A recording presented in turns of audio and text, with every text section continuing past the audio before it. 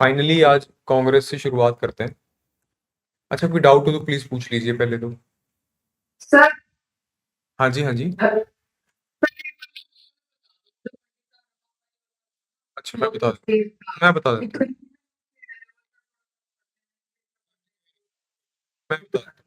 देखो, पंडिता रामाबाई के कुछ तो आपने अचीवमेंट्स तो पढ़ी ली होंगी। आर्य महिला समाज बनाया था, शारदा सदन बनाया था, है ना।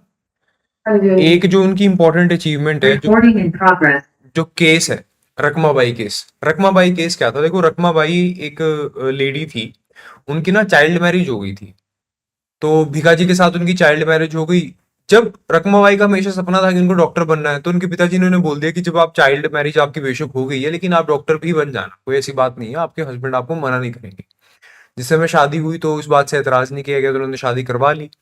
अब शादी के बाद भिकाजी ने बोलते हैं कि भाई आप जो है मेडिकल लाइन को परसू नहीं कर सकते, आपको घर के काम कर रहे हैं, आपको पढ़ने की आजादी नहीं है।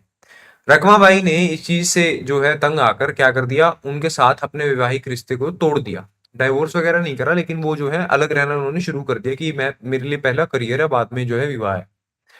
अब आज भी हमारे देश में कानून है, तब भी ये कानून था, जिसको बोलते हैं रेस्टिट्यूशन ऑफ कॉन्जुगल राइट्स।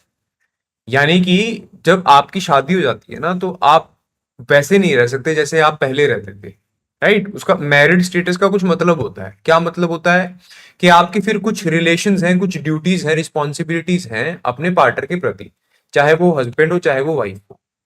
अगर कोई भी पार्टनर, राइट, हस्बैंड या वाइफ इररिस्पेक्टिवली, अगर वो उन राइट्स को, उन ड्यूटीज को निभाने से मना करे, तो आप कोर्ट में जाके बोल सकते हैं कि भाई ये मेरी वाइफ है या मेरे हस्बैंड हैं, और ये मैरिड जो मैरिटल राइट्स हैं, राइट, मेरे, वो मुझे दे नहीं रहे हैं।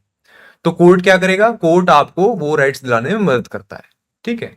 अब उस समय भी कॉन्जुगल राइट्स हुआ करते थे, तो पंडिता रखमाबाई के अगेंस्ट भिकाजी ने क्या कर दिया? केस कर दिया।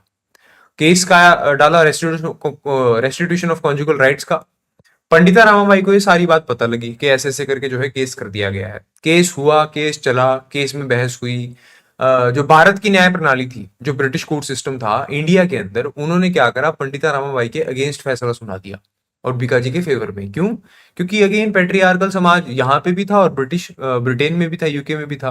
तो उन्हें लगा कि औरत ने अगर चाइल्ड मैरिज कर ली तो कर ली। अब अगर मैरिज हो चुकी है और जब उसकी कंसेंट की एज बन चुकी है, तो उसे अपने कॉन्जुगल राइट्स निभाने पड़ेंगे, उसको अपने हस्बैंड के साथ रहना पड़ेगा।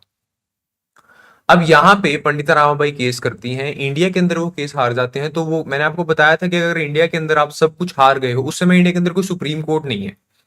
तो उस समय सुप्रीम कोर्ट क्यों नहीं? सुप्रीम का मतलब होता है सबसे बड़ा कोर्ट, जिसमें सबसे सबसे लास्ट लेवल पे अपील लगती है। उस समय प्रीवी काउंसिल सबसे बड़ा कोर्ट हुआ करता था, जो यूके में हुआ करता था। अब उस समय क्वीन एलिजाबेथ का रूल था।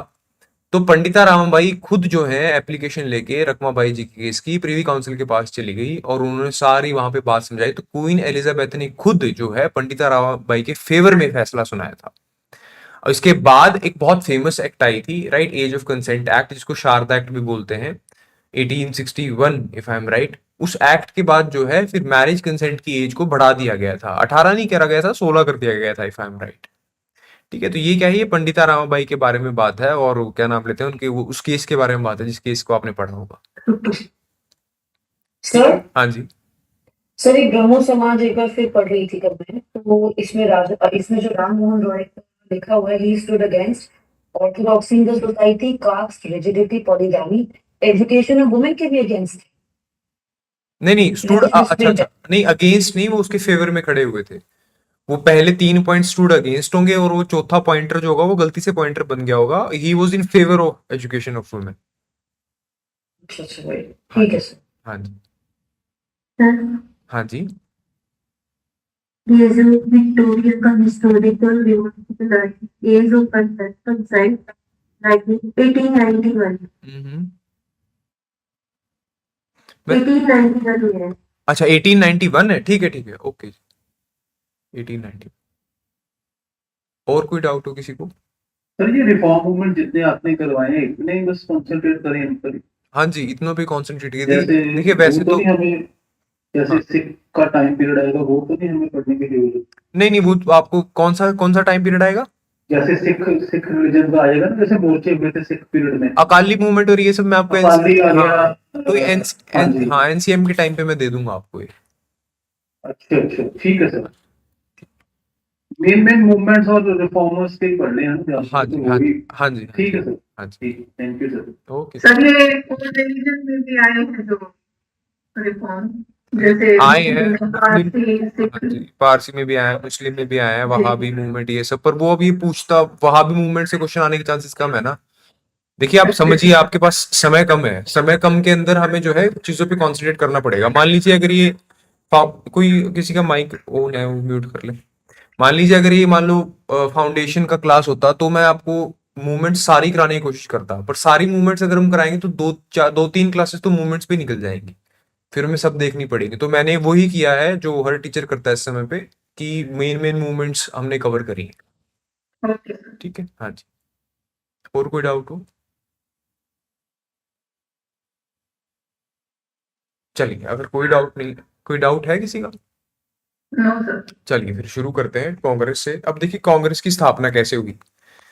कांग्रेस जो है इंडियन नेशनल कांग्रेस, वो इंपॉर्टेंट क्यों है? सबसे पहली बात मैं क्लास के शुरू में बता दूं, इंडियन नेशनल कांग्रेस जो आज है, राइट, उस कांग्रेस की हम बात नहीं कर रहे हैं इसमें, हम बात कर रहे हैं historical organisation, right, Indian National Congress of modern India in Indian freedom struggle, उसकी हम बात कर रहे हैं, राइट, जो हमारा इंडिपेंडेंस पीरियड से पहले का समय है। कांग्रेस की स्थापना बहुत ज्यादा इंपॉर्टेंट पीरियड है पूरी हिस्ट्री में। देखो क्वेश्चन कांग्रेस से एज सच कम आते हैं, अब थोड़े कम आने लग गए हैं। उसका कारण ये है कि पहले बहुत ज्यादा क्वेश्चंस आते थे कांग्रेस के ऊपर, कांग्रेस के सेशंस पूछ लेते थे कि कहाँ हुए, राइट, किसने हेड किया। आजकल अब तो उसकी होता क्या था कि जो हिस्ट्री का दूसरा पोर्शन है ना, वो उसको लाइमलाइट मिलती नहीं थी, तो एज सच क्वेश्चंस जो है कम हुए हैं कांग्रेस से। लेकिन कांग्रेस के बारे में आपको पता होना इस वजह से जरूरी है क्योंकि इससे डेप्थ बनती है और इससे जो है पता लगता है कि इंडिपेंडेंस स्ट्रगल में हुआ क्या है। इसलिए हम कांग्रेस को पढ़ना हमारे लिए जरूरी है, ऐसा नहीं कर सकते कि उसे छोड़ ही दें। फिर हिस्ट्री का जो इंडियन फ्रीडम स्ट्रगल का जो मूवमेंट है उसकी शुरुआत हमें हमारे लिए थोड़ी सी कठिन हो जाएगी। अब 1885 के अंदर जो है बॉम्बे शहर में एक जो है पाठशाला है, स्कूल है, गोकुलदास तेजपाल पाठशाला, वहां पे सभी लीडर्स इकट्ठा होते हैं और एक जो है पॉलिटिकल प्लेटफॉर्म की स्थापना करते हैं। क्यों स्थापना करी? इससे पहले इंडिया में अलग अलग जगह पे छोटी छोटी ऑर्गेनाइजेशंस बन रही थी। जैसे अपनी बंगाल में जो है बन गई कैलकाटा प्रेसिडेंसी एसोसिएशन 1951 के आसपास, राइट, ऐसे मद्रास महाजन सभा बन गई 1884 में, बॉम्बे प्रेसिडेंसी एसोसिएशन बन गई 1884 में। ये क्या है? एक बॉम्बे प्रेसिडेंसी एसोसिएशन है, एक मद्रास महाजन सभा है, और एक क्या है, एक कैलकाटा प्रेसिडेंसी एसोसिएशन। तीनों में क्या डिफरेंस दिख रहा है आपको? तीनों किसी रीजन पे फोकस करती हैं। कैलकाटा प्रेसिडेंसी एसोसिएशन जाहिर सी बात है सबसे पहले बनी, फिर सर मद्रास। आवाज कट रही है, कुछ भी समझ नहीं आ रहा। सर आवाज कट रही है, कुछ भी समझ नहीं आ रहा, फ्रीज हो गया। ये सबके साथ आज फ्रीज हो गया। ठीक है सर, ठीक है। क्लियर। अच्छा फिर आप देखो। वॉइस क्लियर है। अच्छा किसी का दिक्कत होगा चैट में लिख दिया करो सर को, मान लीजिए। अच्छा भाई, फिर नहीं नहीं कोई चक्कर नहीं, फिर आप एक बार देख लो, आपका शायद आपके लेवल से वीक होगा थोड़ा सा कनेक्शन। ठीक है हाँ, तो कहाँ थे हम? थे हाँ एसोसिएशंस के ऊपर। तो पहले कैलकाटा प्रेसिडेंसी एसोसिएशन बनती है, वहां पे लोगों को कंसोलिडेट करना शुरू करते हैं, राइट। कैलकाटा प्रेसिडेंसी एसोसिएशन 1851 में बनी थी। बंगाल के अंदर ये सब चीजें पहली बार क्यों हो रही हैं उसको समझना जरूरी इस वजह से है क्योंकि बंगाल में ही ब्रिटिशर्स ने अपना स्ट्रॉन्ग होल्ड बनाया था। जहां के लोगों पे सबसे ज्यादा अत्याचार होगा, सबसे पहले क्रांति का विचार भी उनके दिमाग में ही आएगा, राइट, उन पे आन पड़ी है। तो बंगाल के अंदर जो है रेवोल्यूशनरी, मॉडरेट या फिर हमारा फ्रीडम स्ट्रगल हमें सबसे पहले इनिशिएशंस की स्टेज पे मिलेगा। तो बंगाल के अंदर बहुत बड़े बड़े लीडर्स हैं, सुरेंद्र नाथ बनर्जी, आनंद मोहन बोस। सुरेंद्र नाथ बनर्जी और आनंद मोहन बोस ने पहले भी कोशिश करी थी, इंडियन नेशनल कांग्रेस से पहले भी, कि भी इंडिया के लेवल पे एक ऑर्गेनाइजेशन बनाई जाए। उसका नाम उन्होंने रखा था इंडियन एसोसिएशन। 1876 में इसकी स्थापना करी थी, लेकिन फिर वही बात कि पैन इंडिया लेवल को जो है ये अचीव नहीं कर पाई। बाद में 1885 में जो है सभी लीडर्स की समझ बनी, मद्रास के अंदर भी पॉलिटिकल कॉन्शियसनेस जागी, बॉम्बे के अंदर भी पॉलिटिकल कॉन्शियसनेस जागी, बंगाल के अंदर जाग रही थी। तो ये तीनों जो हैं एक जगह मिलते हैं बॉम्बे शहर के अंदर और एक प्लेटफॉर्म की स्थापना करते हैं। कारण ये है कि जब तक आप एक जगह एकत्रित नहीं होंगे, इकट्ठे नहीं होंगे, राइट, कंसोलिडेट नहीं होंगे, तब तक आप ब्रिटिशर्स को हरा नहीं सकते। क्योंकि ब्रिटिशर्स जो है वो एक जगह रह के नहीं लड़ रहे हैं कि भाई सिर्फ बंगाल में लड़ रहे हैं या मद्रास में लड़ रहे हैं। उन्होंने अपनी पूरी ब्यूरोक्रेसी को, एडमिनिस्ट्रेशन को इस तरीके से डिजाइन कर रखा है कि वो आपको हर जगह छोटे छोटे रिवोल्ट्स को टैकल कर पा रहे हैं। अब बड़ा रिवोल्ट, बड़ी क्रांति, बंदूकें हाथ में उठा लेना, इससे कुछ नहीं होगा, क्योंकि ये हमने करके देख लिया है। सबसे पहले जो जिस चीज की रिक्वायरमेंट है आजादी लेने के लिए, वो है आपकी राजनीतिक चेतना, आपकी पॉलिटिकल कॉन्शियसनेस। अगर आपकी पॉलिटिकल कॉन्शियसनेस सो रही है, तब तक आपको पता ही नहीं है कि आपके साथ सही हो रहा है या गलत हो रहा है। पॉलिटिकल कॉन्शियसनेस क्या होता है? जब अथॉरिटी कोई भी एक्ट करती है, राइट, चाहे वो लेजिस्लेटिव एक्ट हो या एग्जीक्यूटिव एक्ट हो, तो आपको पता होना चाहिए कि ये मेरे साथ सही हुआ है या गलत हुआ है, आप उसके अगेंस्ट आवाज उठा सके। ये आपकी पॉलिटिकल कॉन्शियसनेस है कि राजनीतिक तौर पे अगर आपका शोषण होता है किसी भी तरीके से, at any level, if political exploitation happens, तो आपको पता हो कि भाई ये मेरे साथ हुआ है और मुझे इसके अगेंस्ट आवाज उठानी है। फॉर एग्जाम्पल, अंग्रेजों ने टेलीग्राम बना दिया, रेलवे बना दी, लोगों को लगने लगा कि वो विकास कर रहे हैं, पर वो टेलीग्राम, वो रेलवे बनाया किस लिए गया था? ताकि ट्रेड को इधर से उधर पहुंचाया जा सके, दूर दराजों तक कल्टीवेशन कराई जा सके, और टेलीग्राम ताकि फोर्स को बहुत जल्दी कंसोलिडेट करा जा सके। उसमें हमारा कोई फायदा नहीं था। तो ये चीज तभी समझ में आएगी, ये आर्थिक नुकसान तभी समझ में आएगा जब आपकी राजनीतिक चेतना जागी होगी, जब आप पॉलिटिकली कॉन्शियस होंगे। उसको जगाने के लिए पूरे पैन इंडिया लेवल पे एक प्लेटफॉर्म चाहिए, जिसमें जाहिर सी बात है कि शुरुआत के दिनों में उसमें कुछ इंटेलेक्चुअल लोग जुड़ेंगे, जिसको एलीट भी बोल देते हैं, राइट, जो थोड़े से हटकर, थोड़े समझदार, थोड़े बड़े लोग होते हैं। उसका कारण, अब बड़ा इंसान कैसे बनता है? पैसों से नहीं बनता, वो पढ़ाई करके, पढ़ लिख के बनता है। पढ़ने लिखने वाले इंसान को क्या पता होता है? उसको देखो, डिग्री लेना अलग बात है, एजुकेशन करना अलग बात है, मैं एजुकेशन की बात कर रहा हूं। एजुकेटेड बीइंग को यह पता होता है कि समाज में अगर सरकार कुछ गलत कर रही है तो मुझे उसका एक्ट पढ़ना आता है और मुझे समझ में आ जाता है कि अच्छा, इसका शॉर्ट टर्म ये होगा, लॉन्ग टर्म ये होगा। अब ऐसे बहुत कम लोग थे उस समय, क्योंकि इंडिया में लिटरेसी बहुत कम थी। तो इन कम लोगों ने मिलके 70-75 के आसपास, ये लोग मैक्सिमम इनमें क्या है, वकील हैं, और फिर अगर बचे तो बड़े बड़े जमींदार हैं। ये लोग एक जगह मिलते हैं और एक जगह कंसोलिडेट होके एक जो है, एक ऑर्गेनाइजेशन की स्थापना करते हैं, जिसका नाम है इंडियन नेशनल कांग्रेस। इंडियन नेशनल कांग्रेस की स्थापना में एक बहुत बड़े अंग्रेजी अफसर का हाथ था, जिसका नाम था एलन ऑक्टेवियन ह्यूम, एओ ह्यूम भी बोलते हैं इसको। अब हम कॉन्स्पिरेसी थ्योरीज पढ़ेंगे इंडियन नेशनल कांग्रेस के बनने की, उसमें हम पढ़ेंगे कि इसके बारे में लोगों का क्या विचार है। बट एलन ऑक्टेवियन ह्यूम जो है, उन्होंने क्या करा, कांग्रेस की स्थापना करने में सबसे इंपॉर्टेंट हाथ जो है उनका है। कंसोलिडेट करना, लोगों को एक साथ बिठाना और उनको ये समझाना कि भाई आपको इस प्लेटफॉर्म की जरूरत क्या है। स्थापना होती है, पहला सेशन होता है, भूमेश चंद्र बनर्जी उस सेशन को लीड करते हैं। पहले सेशन के अंदर कांग्रेस अपनी नींव रखता है। नींव का मतलब कि वो अपने रूल्स और रेगुलेशन कुछ जो है तय करता है। जैसे कि भाई ये जो सेशन होगा, ये हर साल दिसंबर के महीने में होगा। कांग्रेस का हर सेशन, हर साल जो एनुअल जनरल सेशन है, जनरल सेशन हर साल होगा दिसंबर महीने के अंदर। अगर कोई स्पेशल सेशन करना होगा तो स्पेशली कर लेंगे, लेकिन एनुअल जनरल सेशन हर साल हम दिसंबर के महीने में करेंगे। तो साल में एक बार सभी लोग जो है एक जगह पे इकट्ठे होंगे। वो क्या करेंगे? सभी लोग वोट डालकर जो है एक प्रेसिडेंट को चुनेंगे।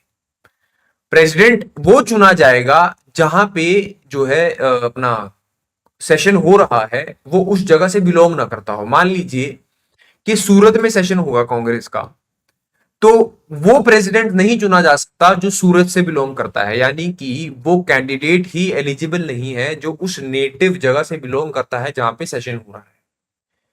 ये कुछ बेसिक रूल्स, कुछ रेगुलेशंस जो है फाइल करेगी, ऑब्जेक्टिव्स डिसाइड करेगी कि समाज के विकास की तरफ जो है कांग्रेस काम करेगी, और लोगों को पॉलिटिकली जो है क्या करेगी, उनके अंदर राजनीतिक चेतना, पॉलिटिकल कॉन्शियसनेस जो है उनके अंदर उजागर करेगी, उनके अंदर, राइट, उसका अराउजल लेके आएगी।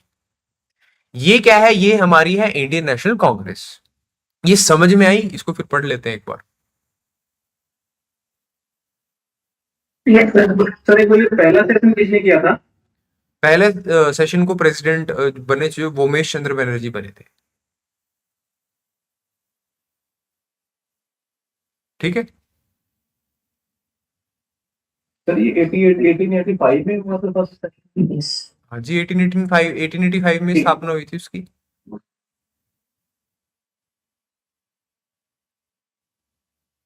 चले आगे। सर ये ए और रो ईस्ट इंडिया कंपनी का कोई डेलीगेट था या फिर नहीं मैं ए और रो जिसका स्थापना में सहयोग करा था, हाँ जी, वो ईस्ट इंडिया कंपनी में कोई डेलीगेट था? वो क्या था? क्या था ईस्ट इंडिया कंपनी में, इंडिया में वो क्या था? इंडियन नेशनल कांग्रेस को फाउंडर माना जाता है उसे, कि कुछ लोग बोलते हैं कि इंडियन नेशनल कांग्रेस का फाउंडर जो है, जिसने सब लोगों को इकट्ठा किया, बिठाया एक साथ, राइट, सारा वो काम, वो एओ ह्यूम है, एलन ऑक्टेवियन ह्यूम। ब्रिटिशर्स की साइड से पूछ रहे हैं क्या ब्रिटिशर की साइड क्या पूछ रहे हैं? कि ब्रिटिशर्स के क्या डेलीगेट थे क्या? नहीं, डेलीगेट वगैरह नहीं थे वो ब्रिटिशर्स की तरफ से, एज सच वो खुद आए थे अपनी मर्जी से। तो ईस्ट इंडिया कंपनी ने कैसे परमिशन दे दी उनको, एक अंग्रेज जो कि वो लोगों को इकट्ठा करे और एक कांग्रेस बनाए जो कि इनके खिलाफ खड़ी होगी फिर बाद में? हाँ देखो, उस समय अब वो पढ़ेंगे, हम थ्योरीज में पढ़ेंगे, उसका जवाब आपको मिल जाएगा, घबराइए नहीं। ठीक है, चलिए अब आगे देखते हैं। जिन ऑर्गेनाइजेशंस की मैं बात कर रहा था उनके नाम लिखे हुए हैं, घबराने की कोई बात नहीं है। आप ना अपने नोट्स आपको जो है, मैं काम करूंगा, मैं जाके पुनीत जी को बोलूंगा, मैंने कल भी था कि भाई आप जो है व्हाट्सएप पे नोट्स डाल दें। उनका ये होता है कि भाई व्हाट्सएप पे नोट्स ना ही डालें, डाउनलोड रिसोर्सेज के अंदर नोट्स डालें। तो अगर अब बन गया होगा डाउनलोड रिसोर्सेज तो मैं जाते ही डलवा दूंगा, ठीक है। ये जो नाम लिखे हैं ना यहाँ पे, Calcutta presidency association, Bombay presidency association और मद्रास महाजन सभा, और एक और है जो यहाँ पे लिखा नहीं हुआ, उसका नाम है इंडियन एसोसिएशन। आपके नोट्स में सबसे एंड में है जो है इनका जिक्र हुआ होगा कि एक ये कैलकाटा प्रेसिडेंसी एसोसिएशन है जो 1851 में बनाई गई थी, बॉम्बे प्रेसिडेंसी एसोसिएशन है जो 1884 में, और मद्रास महाजन सभा भी 1884 में, और बाद में एक इंडियन एसोसिएशन का नाम लिखा होगा जो इंडियन 76 में सुरेंद्रनाथ बनर्जी और आनंद मोहन बोस ने बनाई थी। राइट, आप बस उनको एक बार पढ़ लेना। उनके इंपॉर्टेंट चीजें क्या है, उनके फाउंडर्स और उनके फाउंडेड ईयर्स, जिस साल में उनकी स्थापना हुई, और उनके फाउंडर्स। साल याद एग्जैक्ट नहीं करने हैं, करना याद क्या है वो बार बार पढ़ के अपने आप याद होंगे। एक क्रोनोलॉजी याद कर लेनी है कि कौन सी पहले हुई कौन सी बाद में हुई, मेन चीज वो है, वो चीज हमें करनी है। उनके फाउंडर्स के नाम हमें पता होना चाहिए कि भाई आपको पूछ ले एम वीर राघवाचार्य जो है किसके फाउंडर है, तो आपको पता होना चाहिए कि वीर राघवाचार्य जो है वो मद्रास महाजन सभा के फाउंडर है। ठीक है, तो ये चीजें हमारे लिए जरूरी हैं जब हम एसोसिएशन की बात करते हैं। उसमें कुछ एक्ट का भी जिक्र है। एक्ट चलिए मैं आगे पढ़ाता हूँ आपको, फिलहाल हम ये देखते हैं। ये आप जो है एंड में जाएंगे नोट्स में, आपको जो है इन चारों ऑर्गेनाइजेशन के बारे में मिल जाएगा लिखा हुआ। ठीक है, सर, हाँ जी। इनके फाउंडर की याद करते कि क्रोनोलॉजी वैसे भी याद करते? दो चीजें याद करनी है आपको, एक तो जब इनकी एस्टैब्लिशमेंट हुई, तो जब सबके आप एस्टैब्लिशमेंट पढ़ेंगे तो आपको क्रोनोलॉजी बन जाएगी कि कौन सा पहले कौन सा बाद में आया। दूसरी चीज आपको याद करनी है कि ये फाउंड कब हुई थी, ओ सॉरी, इनको किसने बनाया था, इनकी स्थापना किसने करी थी, कि फाउंडर कौन था। ठीक है, हाँ, बहुत एकदम छोटी सी, सवाल है। हाँ जी, बोलिए बोलिए। सर जैसे ये एसोसिएशंस बनी है ये सारी बाद में मर्ज होकर आईएनसी बनी है? नहीं, मर्ज होके आईएनसी नहीं बनी है, ये प्रीकर्सर्स, इनको बोलते हैं प्रीकर्सर्स टू आईएनसी, यानी कि आईएनसी से पहले स्थापित होने वाली कुछ ऑर्गेनाइजेशंस कि पहले ये हुई, इन्होंने लोगों के अंदर एक लोकल लेवल पे राजनीतिक चेतना जगाई। जब उनकी लोकल लेवल पे राजनीतिक चेतना जागी तो उन्हें पता लगा कि ब्रिटिशर्स को एक जगह नहीं हराया जा सकता, अगर वो पूरे इंडिया में तो उनको पूरे इंडिया के लेवल पे हराया जा सकता है, तो फिर आईएनसी बना। ठीक है सर। हाँ जी, ठीक है, चलिए ये आईएनसी के बारे में लिखा हुआ है इसमें, यहाँ पे नाम लिखा हुआ है एलन ऑक्टेवियन ह्यूम का, वो facilitated 1885 the creation of Indian National Congress. ठीक है, 1885 में बनी थी ये चीज तो याद रह जाएगी आपको। गोकुलदास तेजपाल कॉलेज, यहाँ पे पहला सेशन हुआ था, उसका नाम लिखा हुआ है, यहाँ पे इसको फाउंड किया गया था, and it was presided by Umesh Chandra Banerjee. Umesh Chandra Banerjee Surendranath Banerjee के ही भाई थे। इस सेशन को वैसे सुरेंद्रनाथ बैनर्जी प्रिसाइड करने वाले थे, लेकिन हुआ क्या कि जब ये सेशन था, इससे पहले इंडियन एसोसिएशन का सेशन हो गया, और सुरेंद्रनाथ बैनर्जी उसके प्रेसिडेंट होने के नाते उनको जो है वो प्रिसाइड करना पड़ा। तो इसीलिए इस सेशन को प्रिसाइड करा था उमेश चंद्र बैनर्जी ने। ये चीज हमें ध्यान में रखनी है। ऑफिशियल ऑब्जेक्टिव फ्रेटर्निटी जगाना। फ्रेटर्निटी का मतलब वही कि भाई मद्रास सिर्फ जो है मद्रास मद्रास नहीं है, वो भारत का एक हिस्सा है, बंगाल बंगाल नहीं है, भारत का एक हिस्सा है, राइट। भाईचारा स्थापित करना, कॉपरेशन को प्रमोट करना, political and material advancements, material मतलब कि वो इकोनॉमिक एडवांसमेंट्स की बात कर रहा है, उनके ऊपर काम करना, ये सारे पर्पसेस थे किसके, इंडियन नेशनल कांग्रेस के। रूल्स जो डिसाइड हुए थे कि हर साल एनुअल सेशन होगा दिसंबर के महीने में, प्रेसिडेंट के इलेक्शन एनुअली होंगे, मेंबर ऑफ सेशन जो है प्रेसिडेंट को इलेक्ट करेंगे। प्रेसिडेंट उस जगह का नहीं होगा जहां पे जो है जो सेशन हो रहा है, जिस प्रोविंस में सेशन हो रहा है उस प्रोविंस का प्रेसिडेंट नहीं हो सकता। So no native of the host province could contest the elections of the president. ये जो है रूल्स डिसाइड करेंगे पहले ही सेशन में। इसके बाद कांग्रेस की स्थापना होगी।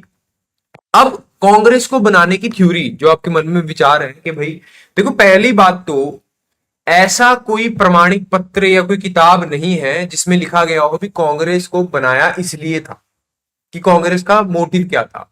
अब जिस चीज का कोई ऐसे कोई ऑफिशियल स्टेटमेंट नहीं होती है, तो उस चीज के लिए बहुत सारी थ्योरीज होती है कि क्यों बनी होगी।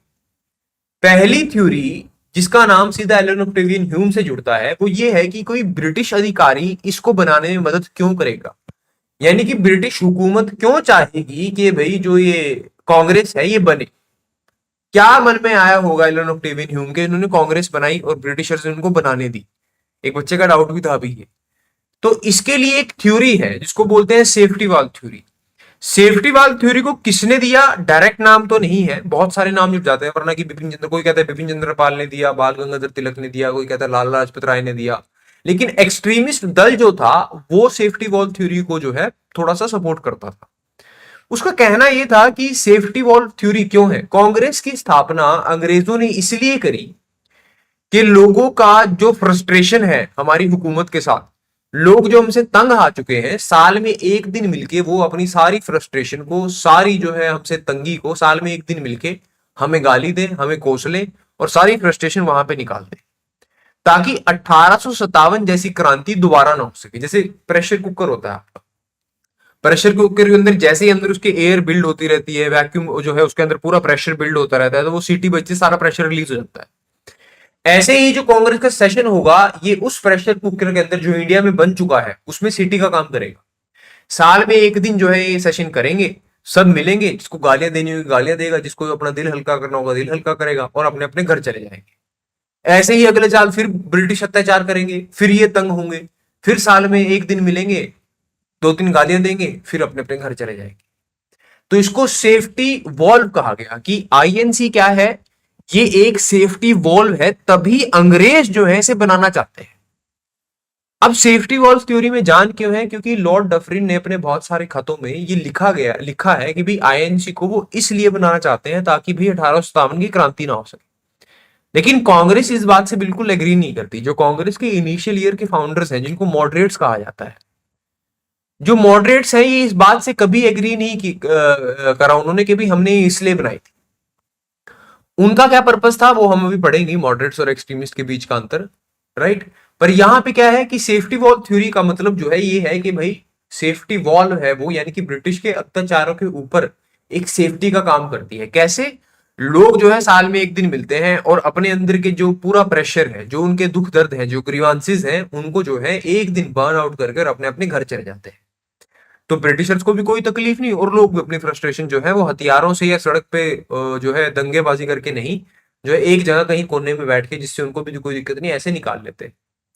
ये है सेफ्टी वॉल थ्योरी। एक और थ्योरी है जो किसने दी, जो है कम्युनिस्टों ने दी। कम्युनिस्ट कौन होते हैं, वैसे कम्युनिस्ट आपको जो है वो आपके पेपर में नहीं आएगा ना, वैसा कुछ पूछेगा, पर थोड़ा सा समझ लीजिए। कम्युनिज्म जो है एक विचारधारा है। विचारधारा का मतलब कि बहुत सारे विचार जब मिल जाए और एक जो है जिंदगी जीने के तरीके को गाइड करें, आपकी सोच को गाइड करें, वो विचारधारा बन जाती है। अब कम्युनिज्म और कम्युनिज्म में मानने वाले लोगों को कम्युनिस्ट बोल देते हैं। ये विचारधारा क्या है, इस विचारधारा का मतलब ये है कि भाई मजदूर का हमेशा शोषण हुआ है, और मजदूर का शोषण जो है वो किसने कराया है, पैसे वाले इंसान ने। यानी कि जो अमीर इंसान है वो हमेशा गरीब इंसान का क्या करता है, शोषण करता है। जितना भी आप आसपास कोई स्ट्रक्चर, सरकार, वकील, पुलिस कचहरी, कोर्ट, ये सब जो भी देख रहे हैं, ये सब अमीर इंसानों ने बनवाया है जिससे वो अपने आप को बचा सकें और गरीब का और ज्यादा शोषण कर सके। कोई पॉलिटिकल पार्टी हो, कुछ भी हो, हर व्यवस्था गरीब का शोषण कर रही है, ये कम्युनिस्टों का मानना है। तो जब उन्होंने कांग्रेस को देखा तो अब उनका तर्क समझिए। तर्क उनका ये है कि भाई देश के अंदर मेजोरिटी ऑफ लोग कौन है? गरीब है, मजदूर है, किसान है। और 75 इंसान, वो 70 से 75 के आसपास इंसान, वो डेलीगेट्स जो एक शहर में मिले, जिनमें से मेजोरिटी ऑफ लोग जो है बहुत बड़े बड़े वकील हैं, जो बचे कुछ हैं वो बहुत बड़े बड़े जमींदार हैं। ये लोग मिलके डिसाइड कर लेते हैं कि हम जो है क्या करेंगे, भारत की क्रांति लड़ेंगे। तो इनका मानना ये है, जैसे कि कॉन्स्पिरेसी थ्योरी आरपी दत्त साहब ने दी थी। आरपी दत्त बहुत बड़े कम्युनिस्ट थे इंडिया के, राइट? तो उनका मानना यह था कि कांग्रेस की स्थापना अंग्रेजों ने इसलिए कराई थी और भारत ने इसलिए करी थी कि अंग्रेज चाहते थे कि भाई उनके अमीर लोगों को नुकसान ना हो, और भारत चाहता था भाई उसके कुछ अमीर लोगों को नुकसान ना हो। तो दोनों जगह के अमीर आए, एक दूसरे से हाथ मिलाया और गरीबों का शोषण करने के लिए एक साथ काम करना शुरू कर दिया। ठीक है, ये क्या है? ये कॉन्स्पिरेसी थ्योरी है कि भाई जो इंडियन नेशनल कांग्रेस का बनना है, ये लोगों के राजनीतिक चेतना को जगाना या उनकी शिकायतों को दूर करना, इससे उसका कोई वास्ता नहीं। उसका वास्ता सिर्फ इस चीज से है कि कैसे ब्रिटिशर्स को इस देश में रखा जाए और उनके पूरे स्ट्रक्चर के थ्रू, पूरी स्ट्रेंथ के थ्रू अपने राज को बचा लिया जाए, अपने पैसों को बचा लिया जाए, अपने स्टेटस को बचा लिया जाए। पहली सेफ्टी वाल्व थ्योरी हमने पढ़ी, ये हमने पढ़ी कॉन्स्पिरेसी थ्योरी। अब इन दोनों का एक मिडिल पॉइंट, यानी कि एक ऐसी थ्योरी जो बहुत ज्यादा फेमस हुई, जिसे दिया गांधी जी के पॉलिटिकल गुरु ने, जिनका नाम था गोपाल कृष्ण गोखले। वो गांधी जी के पॉलिटिकल गुरु थे। तो गोपाल कृष्ण गोखले बोलते कि भाई कांग्रेस अगर सच में सेफ्टी वाल्व थ्योरी होती तो इतने बड़े बड़े मूवमेंट्स कांग्रेस ना लीड करती। अब जितने भी बड़े मूवमेंट्स हैं, चाहे वो नॉन कॉपरेशन मूवमेंट हो, चाहे वो आपसे पहले हुआ स्वदेशी मूवमेंट हो, फिर नॉन कॉपरेशन मूवमेंट हो, फिर सिविल डिसोबीडियंस मूवमेंट हो, या फिर क्विट इंडिया मूवमेंट हो, इसमें कांग्रेस का एक लीडिंग रोल रहा ही रहा है। तो उन्होंने कहा कि एक ऐसा कभी ना करती। कांग्रेस ने बहुत ज्यादा क्रिटिसाइज भी किया है गवर्नमेंट के रोल को। अगर वो सच में ब्रिटिशर्स को बचाना चाहती तो Dadabhai Naoroji drain wealth of theory कभी ना देते। वो कभी एक नॉर्मल इंसान को ना बताते कि भाई देख, ऐसे तेरी तेरी कमाई का ऐसे जो है लूट मचाई जा रही है, बड़े आसान शब्दों में। तो इसलिए उन्होंने कहा कि कांग्रेस जो है, वो इंडियन नेशनल कांग्रेस जो है, वो सेफ्टी वॉल्व या कॉन्स्पिरेसी नहीं है किसी के अगेंस्ट, वो एक लाइटनिंग कंडक्टर है। यानी कि हाँ, वो अंग्रेजों की सहमति से बनी, लेकिन उसकी सहमति का मतलब ये नहीं था कि उसे जो है अंग्रेजों का साथ देना है, उनके पूरे साम्राज्य को और ज्यादा बढ़ाना है। सहमति इसलिए ली गई थी कि ताकि उनको समझा जा सके, उनके तौर तरीकों को समझा जा सके, और एक जो है डिसाइडेड मैनर में, इवोल्यूशन के तरीके से आराम से अंग्रेजों के रूल को हटाया जा सके और अपने रूल को एस्टेब्लिश करा जा सके। अगर हमें 1857 में आजादी मिल जाती, प्रैक्टिकली सोचते हैं, 1857 में आजादी मिलने के बाद क्या होता, क्या लगता है आपको? 1857 में आजादी मिलने के बाद दोबारा से या तो मुगल राज करना शुरू कर देते, या दोबारा से नवाब जो है या कुछ छोटे मोटे राजा ये सब राज करना शुरू कर देते। आज के समय में जो आप जिंदगी जी रहे हो, जिस समय आपको अधिकार है कि आप किसी को भी गाली दे सकते हो, चाहे वो प्रधानमंत्री हो या कोई भी हो, राइट? गाली मतलब कि आप किसी को भी ओपनली क्रिटिसाइज कर सकते हो, कोई आपको कुछ नहीं कह सकता। ये अधिकार राजा महाराजाओं के टाइम पे नहीं था। वहां तो आज आपको, आप हिंदू हो, मुसलमान हो, ईसाई हो, बुद्ध हो, किसी भी चीज के लिए जो है टैक्स देने की जरूरत नहीं। ये उस समय पे ना होता, क्योंकि उस समय पे जिसका मर्जी रूल आता, पर रूल ऑफ लॉ ना आता, कानून का राज ना आता, कानून की व्यवस्था ना बनती। अच्छा होता बुरा होता ये अलग बात है। तो ये बात जो है इन्हें समझ में आ गई कि अगर बंदूकों से क्रांति लेने निकलेंगे तो दिक्कत क्या होगी, क्रांति मिल तो जाएगी, लेकिन उसके बाद का भारत ऐसा होगा जिसे हम इमेजिन भी नहीं कर पाएंगे, जहां पे ताकत की सत्ता होगी। जिसके पास ताकत, वो बंदे इकट्ठे कर ले, फौज बना ले और राज करना शुरू कर दे। तो इस चीज से हमें जो है बचाना है। गलती ये करी, गलती चलो बाद में पढ़ेंगे, पहले इसको, इस अच्छाई को पढ़ लेते हैं। ठीक है, लाइटनिंग कंडक्टर थ्योरी। अब गोपाल कृष्ण गोखले क्या बोल रहे हैं कि इंडियन नेशनल कांग्रेस की स्थापना इसलिए करी गई ताकि वो आजादी की स्पीड को बहुत ज्यादा बढ़ा दे, वो एक कैटलिस्ट का काम करे। कैटलिस्ट अब साइंस में कैटलिस्ट होते हैं। कैटलिस्ट का मतलब कोई भी केमिकल रिएक्शन में अगर आप किसी एक ऐसी चीज को डाल दो जिससे वो बहुत ज्यादा तेज हो जाए, उसकी स्पीड बहुत ज्यादा बढ़ जाए, उसे हम कैटलिस्ट बोलते हैं। तो जो हमारा संघर्ष है आजादी का, फ्रीडम स्ट्रगल है, जो उसकी स्पीड बढ़ाने के लिए क्या बनाई गई? इंडियन नेशनल कांग्रेस बनाई गई। ये थ्योरी किसने दी? ये गोपाल कृष्ण गोखले ने दी। ठीक है, इन तीनों थ्योरीज में अगर कोई डाउट हो तो प्लीज पूछ लीजिए।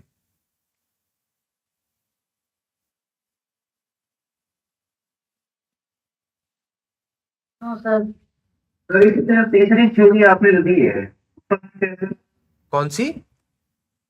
थर्ड थ्योरी आपने बताई है, अभी तो दो थ्योरी बताई आपने। ये आप हाँ जी हाँ जी, ये देखो दो ये लिखी है, सेफ्टी वॉल थ्योरी लिखी है और कॉन्स्पिरेसी थ्योरी लिखी है यहाँ पे, है ना। दो थ्योरी लिखी है, एक सेफ्टी वॉल थ्योरी है, एक कॉन्स्पिरेसी थ्योरी है। ठीक है, जो तीसरी थ्योरी है वो उसका नाम ये लिखा होगा, ये लाइटनिंग कंडक्टर थ्योरी। ये देखो, ठीक है, हेडिंग बनी हुई है, लाइटनिंग कंडक्टर थ्योरी।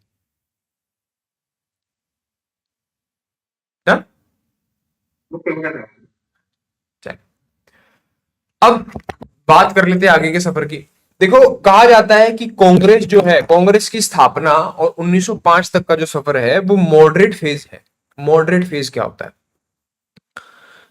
हमने करा है शायद मॉडरेट्स और एक्सट्रीमिस्ट के बीच का अंतर शुरुआती क्लासों में, यस सर। है ना। हाँ, तो उतना उस विस्तार में बताने की जरूरत नहीं मुझे आप पे। आप जानते हैं कि मॉडरेट्स का मतलब क्या है, कि भाई जो लोग विश्वास करते हैं कि ब्रिटिशर्स को समझा बुझा के उनसे जो है स्वराज लिया जा सकता है। स्वराज का मतलब होता है कि नाम के लिए जो मर्जी राजा महाराजा हो, लेकिन जो राज होगा, जो पॉलिटिकल रूल होगा वो लोगों का होगा, वो अपनी मर्जी से रूल करेंगे, कोई तीसरा उनके ऊपर आके रूल नहीं करेगा। इसको हम स्वराज, मूवमेंट के अगेंस्ट थे भी ना। हाँ यही सही बात है, राइट। मास मूवमेंट के अगेंस्ट एज सच इन्होंने ये नहीं कहा कि मास मूवमेंट के अगेंस्ट थे। इनका कहना ये था कि मासिस के अंदर जो ये जनता, आम जनता जनार्दन है, इनके अंदर वो समझ नहीं है कि ये अपना अच्छा बुरा सोच सके, जो कि गलत है। यही सबसे बड़ी भूल है जिसके लिए कांग्रेस को क्रिटिसाइज किया जाता है, कि चार लोग इकट्ठे होके, हाँ हाँ जी हाँ जी, उदारवादी, उदारवादी मॉडरेट्स है और चरमपंथी एक्सट्रीमिस्ट है। तो चार लोग इकट्ठे होके साल में एक बार क्या नहीं कर सकते? आजादी नहीं ले सकते। जैसा बाल गंगाधर तिलक ने कहा कि साल में एक बार तो जो है मेंढक भी इकट्ठा हो जाते हैं मॉनसून के टाइम पे, राइट। लेकिन मेंढकों को ये तो है नहीं, कोई तब्दीली आ जाती है। तो साल में एक दिन इकट्ठा होने से कुछ नहीं होगा, आपको काम करना पड़ेगा। असल मायने में कांग्रेस शुरू में इफेक्टिव जो रही वो इस वजह से रही क्योंकि पहली बार ऐसा कुछ हुआ था पैन इंडिया के लेवल पे, बट इतनी ज्यादा इफेक्टिव नहीं हो सकी क्योंकि कारण यह था कि साल में एक बार मिलना, बड़े स्लो तरीके से काम करना और दूसरी विचारधारा का जो है उसको बिल्कुल भी सम्मान ना देना, कि उदारवादियों की ही बात सही है, पेटिशन के थ्रू, प्रेयर के थ्रू और प्लीडिंग के थ्रू ही आप क्या कर सकते हो? आजादी ले सकते हो।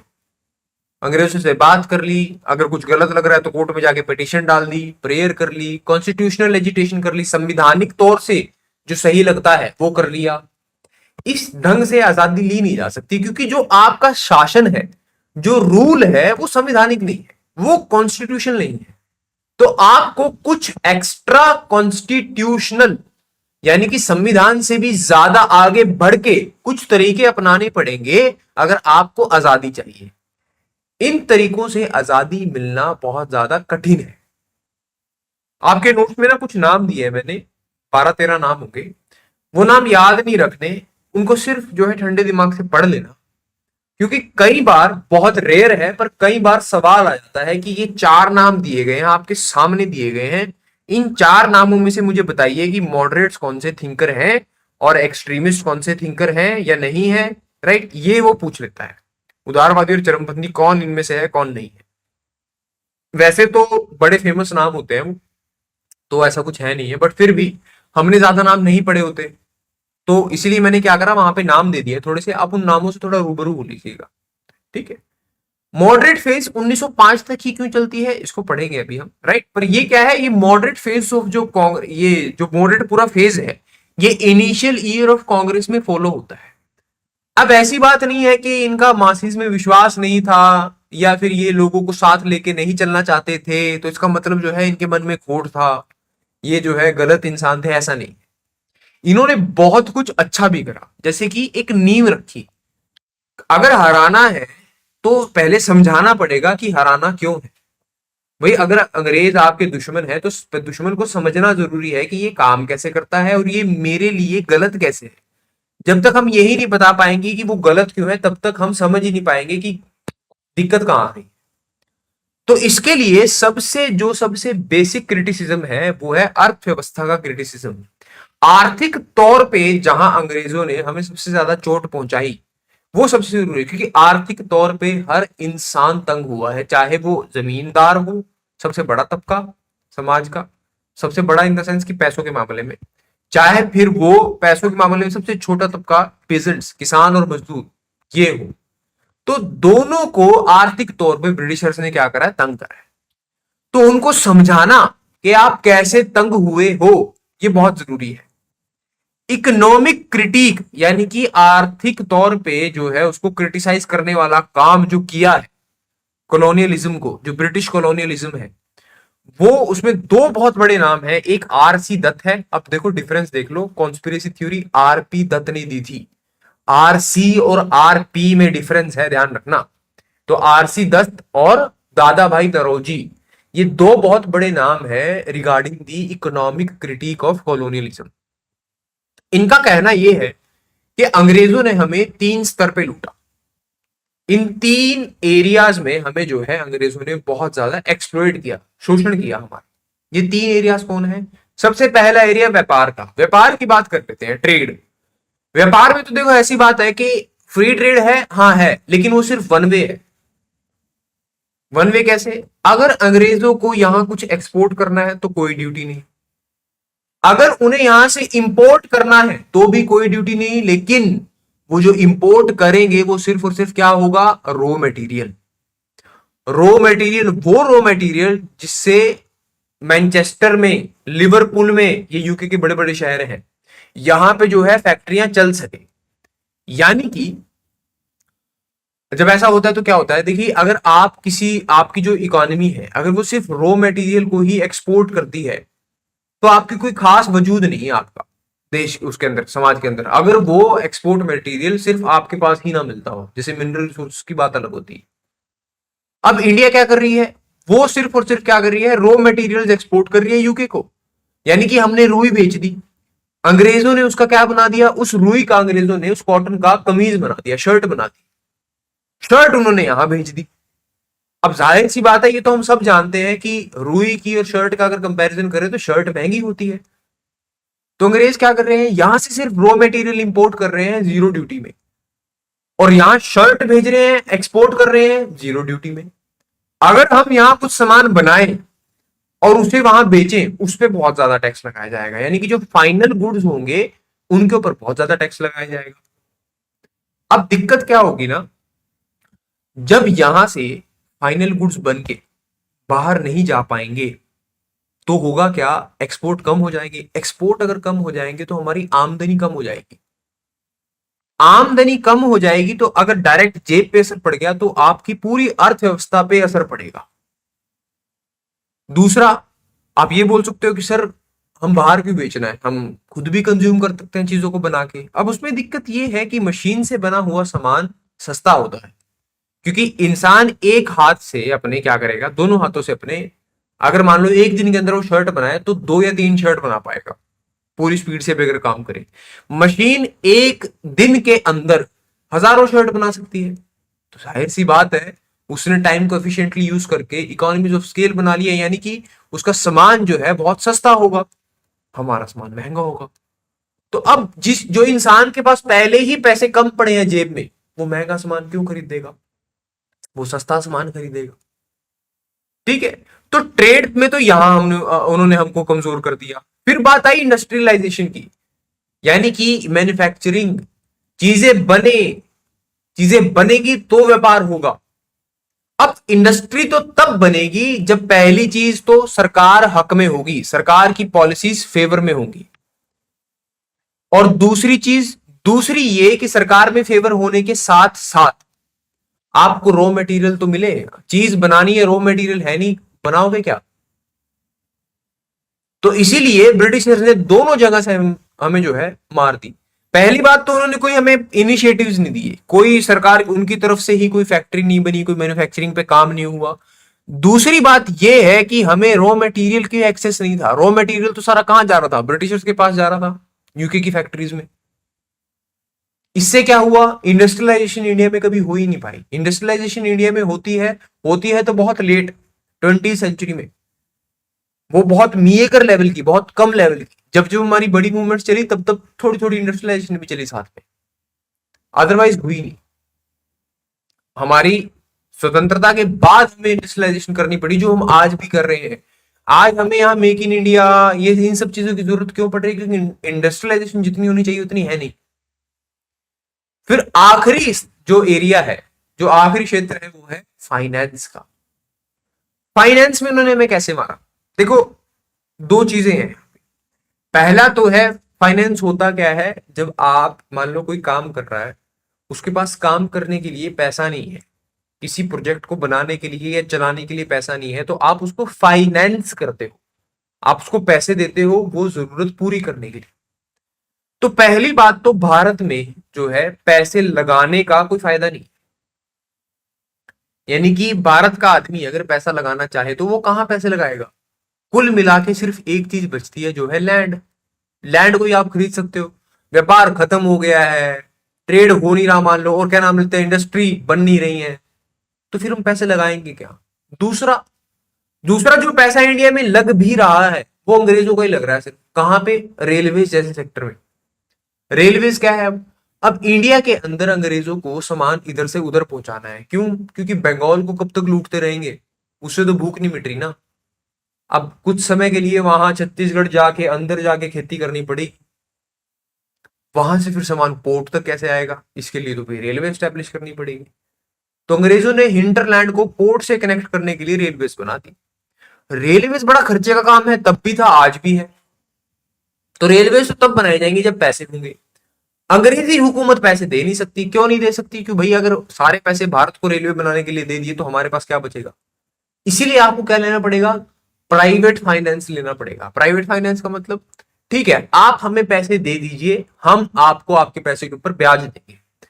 आपने पैसा कमाया, अब जाहिर सी बात है, अगर आप पैसा सेव करने की मेंटेलिटी रखते हैं तो आप पैसा सेव वही करेंगे जहां आपको कोई फायदा मिल रहा होगा, राइट?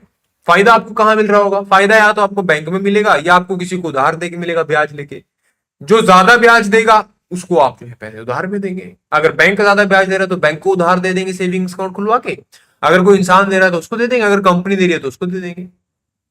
अंग्रेजों ने कहा हम यहाँ पे रेलवे बिल्ड करेंगे, हमें जो है प्राइवेट सेक्टर उधार दे, हम एक एनश्योर्ड रेट ऑफ इंटरेस्ट देंगे जो कि बहुत ज्यादा था, 20% के आसपास। अब उनको तो मौका मिल गया, प्राइवेट फाइनेंसर्स को, उन्होंने पैसा दिया, हमें फिर लूटा गया। अब जो इंटरेस्ट रेट दिया जा रहा है वो कहां से दिया जा रहा है? हमारी जेबों से दिया जा रहा है, अपनी जेब से तो अंग्रेज दे नहीं रहे। तो रेलवे भारत में बनाना कोई एहसान नहीं है हमारे ऊपर, वो बनाई इसलिए गई थी ताकि फौजों को इधर से उधर मोबिलाइज करा जा सके, और दूसरा इसलिए बनाई गई थी ताकि कनेक्टिविटी इंप्रूव करी जा सके। हमने चंद्रयान बना लिया, हम रेल भी बना ही लेते, रेल में कोई तोप नहीं है, बन जाती। तो कोई एहसान नहीं करा ब्रिटिशर्स ने हमारे ऊपर रेलवे बना के, हमें बहुत ज्यादा लूटा है रेलवे बनाने के बाद। वो बात अलग है कि रेलवे बनने की वजह से हमारी भी कुछ फायदे हुए हैं, जैसे कि रेलवे बनी तो लोगों ने फाइनली इधर से उधर जाना शुरू करा थोड़ा बहुत। जब इधर से उधर गए तो वो जो होता नहीं है कि यार पंजाब में तो बड़ा बुरा हाल है, तो मद्रास का कोई आदमी वहां हुआ, उसने कहा कि यार मद्रास में भी यही हो रखा है। विचार मिले, विचार विमर्श हुआ, तब एक जो है पॉलिटिकल कॉन्शियसनेस और ज्यादा इंक्रीज होना शुरू हुई, राइट? इन तीन लेवल्स पे अंग्रेजों ने क्या करा? हमें हमारी अर्थव्यवस्था को बहुत ज्यादा नुकसान पहुंचाया। ये economic critic of colonialism clear है?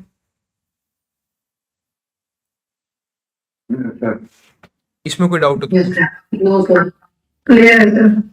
एक सेकंड में पानी पी लूं।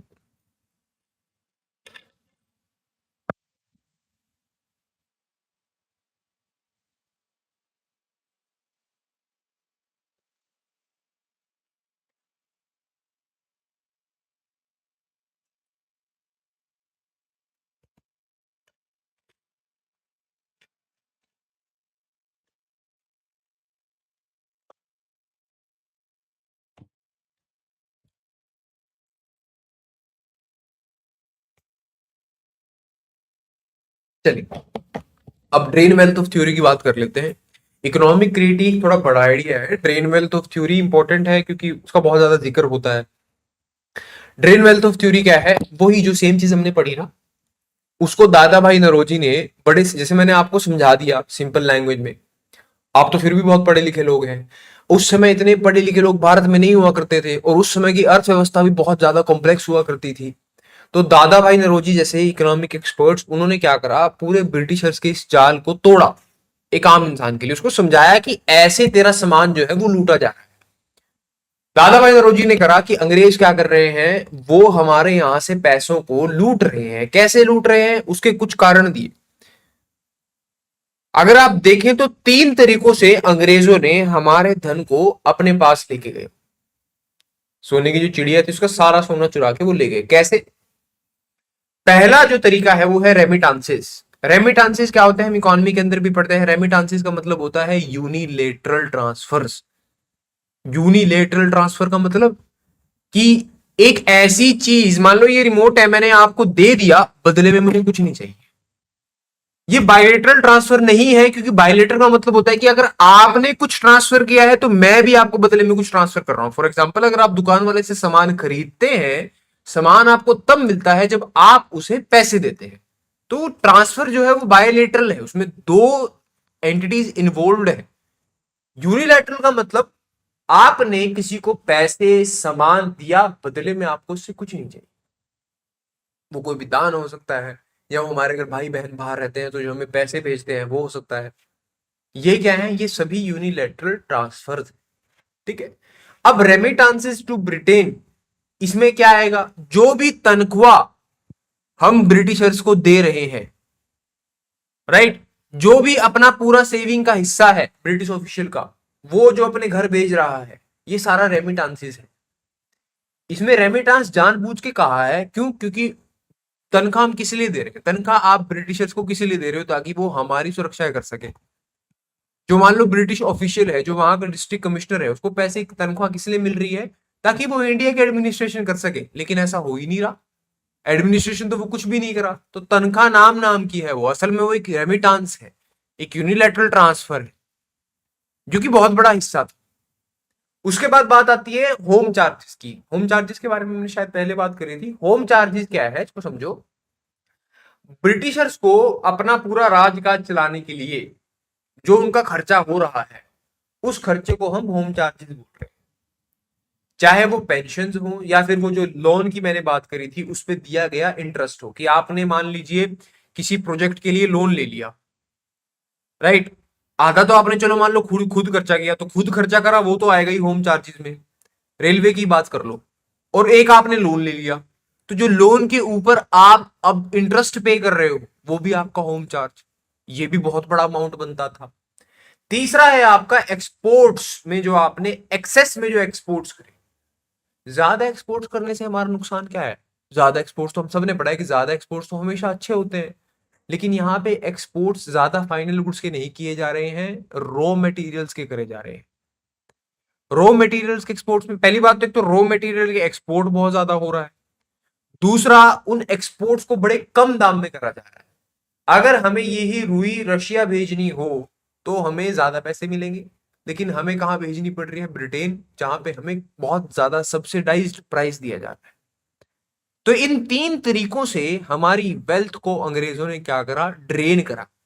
John Sullivan, president of Madras board of taxes, एक अधिकारी थे, ब्रिटिश अधिकारी, मद्रास में जो बोर्ड ऑफ टैक्स था उसके सबसे बड़े कमिश्नर थे। रेजिडेंट एक पोस्ट ही है। तो इन्होंने इस चीज को एक्सप्लेन कैसे किया था, कि जो हमारी पूरा सिस्टम है, जो पूरी प्रणाली है अंग्रेजों की, वो बता रहे हैं, हमारा मतलब अंग्रेज, ये हमने इस तरीके से डिजाइन करा है कि एक स्पॉन्ज का काम करता है। एक ऐसा स्पॉन्ज जो गंगा से सारा उसका अमृत निचोड़कर थेम्स नदी में जाके जो है वापस निचोड़ देता है। यानी कि इसमें गंगा नदी और थेम्स नदी मेटाफर है, राइट। थेम्स नदी जो लंदन के बीच में से निकलती है, थेम्स, उसको थेम्स नदी बोलते हैं। गंगा नदी आप सब जानते हैं। कहने का प्रभाव क्या है, जोन बोल रहे हैं कि जो हमारा पूरा एडमिनिस्ट्रेटिव स्ट्रक्चर है, उसका काम यह है कि कैसे भारत से सारा खजाना लूट कर और वो यूके में जो है सारा छोड़ दिया जा रहा है। राइट। ये जॉन सुलिवन ने कहा था, ये अपने क्या नाम था, दादा भाई नौरोजी ने नहीं कहा। दादा भाई नौरोजी ने ड्रेन वेल्थ ऑफ थ्योरी दी थी। ये समझ में आई? इसमें कोई डाउट है तो प्लीज पूछ लीजिए।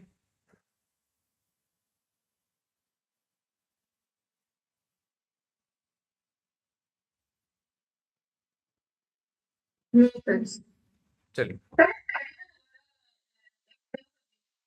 जी, क्या नहीं समझ में आया बच्चे? ऐसे दोबारा एक्सप्लेन समझ में मुझे सर ये नहीं आया। ड्रेन थ्योरी समझ नहीं आई अगर ये आप बता रहे हैं क्लियर नहीं हो रहा है टॉपिक।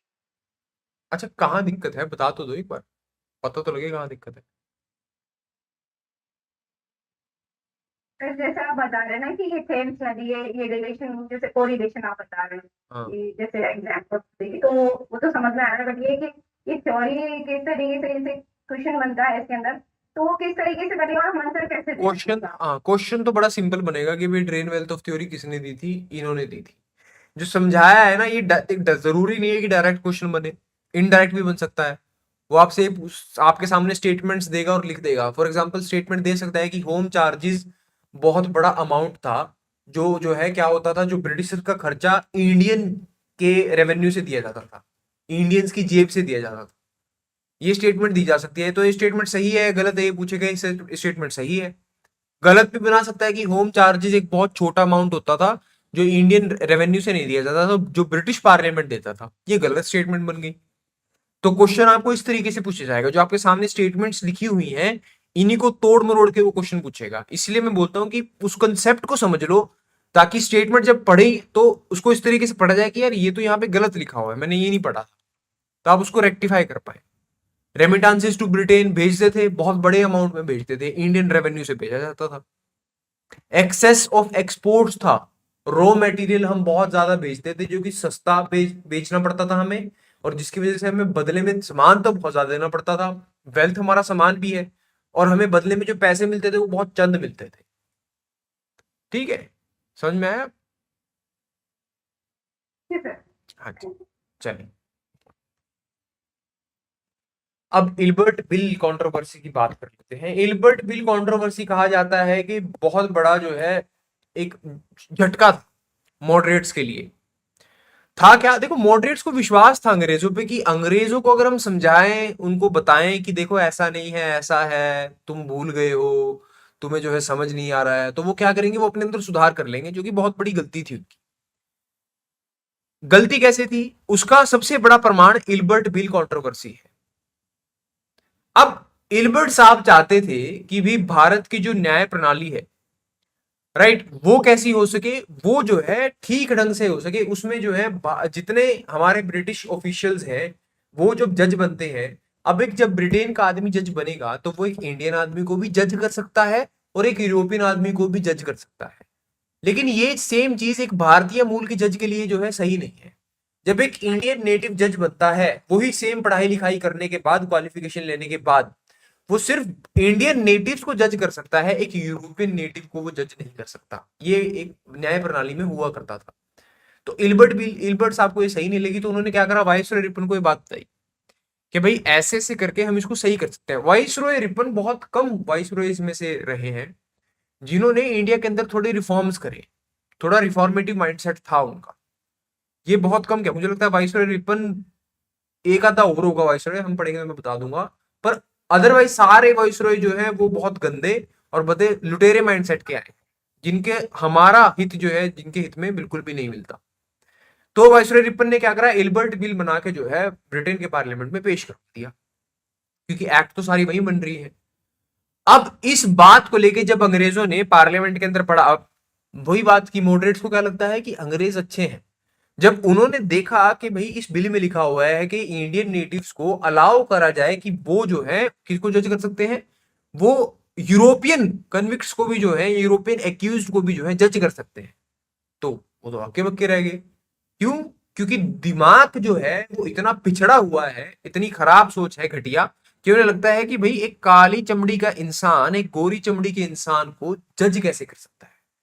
जो रेशियल सुपीरियोरिटी है, व्हाइट मैन बर्डन भी जिसको हम बोल देते हैं, कि भाई ये काला इंसान है, ये गोरे इंसान को जज ही नहीं कर सकता। क्यों? क्योंकि रंग ऐसा है इसका, इसलिए। ये कितनी बेतुकी बात हुई। जब हमारे मॉडरेट्स को पता लगा कि इनकी सोच ऐसी है कि भाई जब भी बात इनके अपने हितों पे आएगी, जब बात इनके अपने हितों के ऊपर होगी, इनके अपने एग्जिस्टेंस के ऊपर होगी, अस्तित्व के ऊपर होगी, तो हम इनसे किसी भी तरीके का न्याय, इंसाफ या फेयर प्ले वो एक्सपेक्ट नहीं कर सकते। अगर अंग्रेजों को अपने और न्याय के बीच में से कुछ चुनना पड़ जाए तो वो अपने आप को चुनेंगे, न्याय को नहीं चुनेंगे।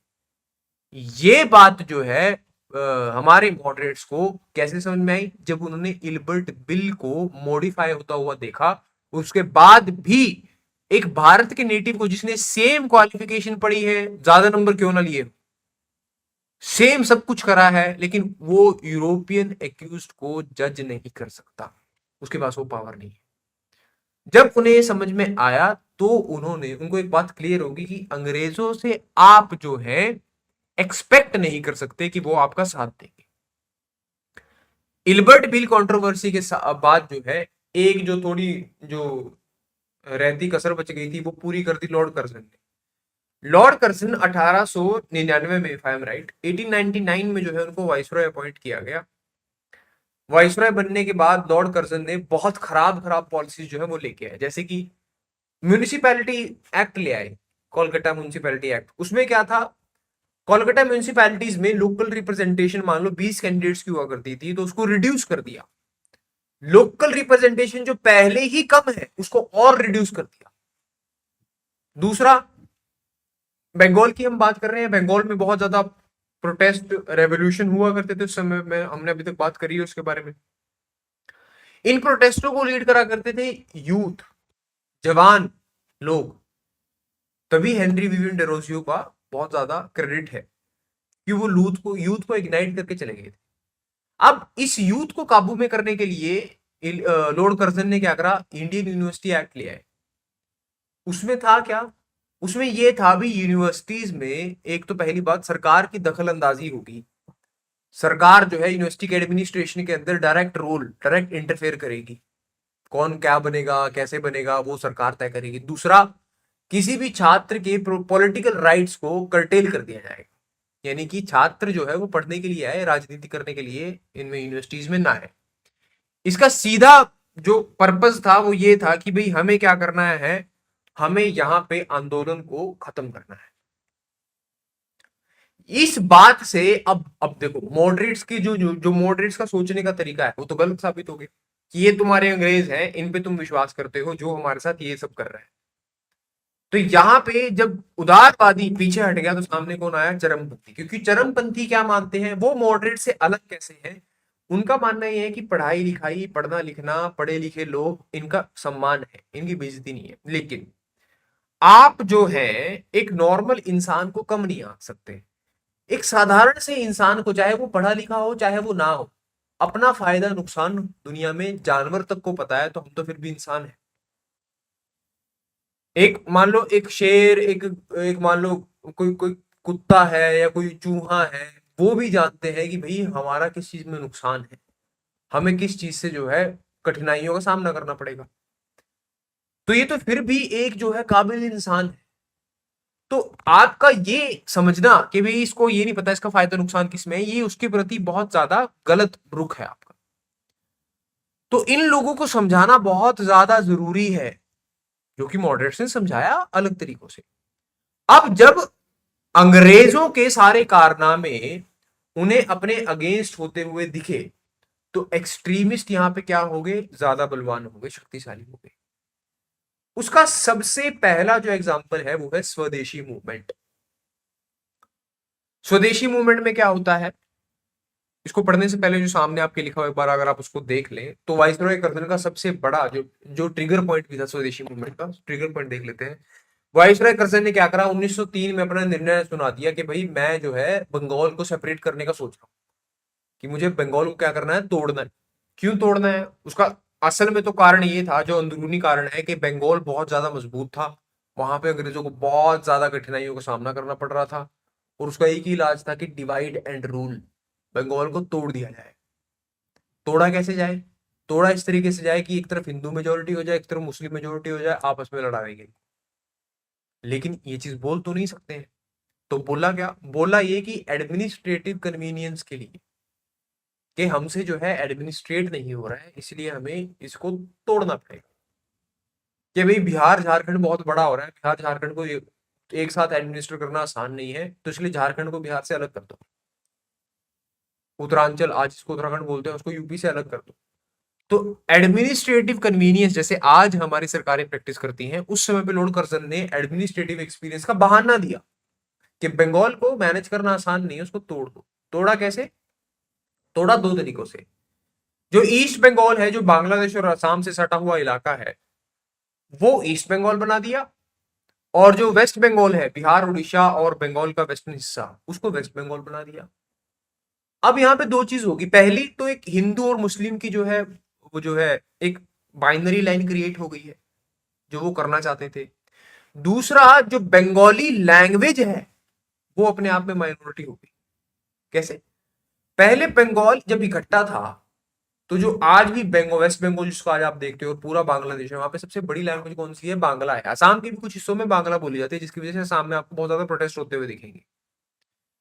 तो बंगाल लैंग्वेज कल्चर से बहुत ज्यादा जुड़ी हुई है। बंगाली लोग पहले बंगाली लैंग्वेज को रखते हैं, बाद में अपने धर्म, बिरादरी का सबको रखते हैं।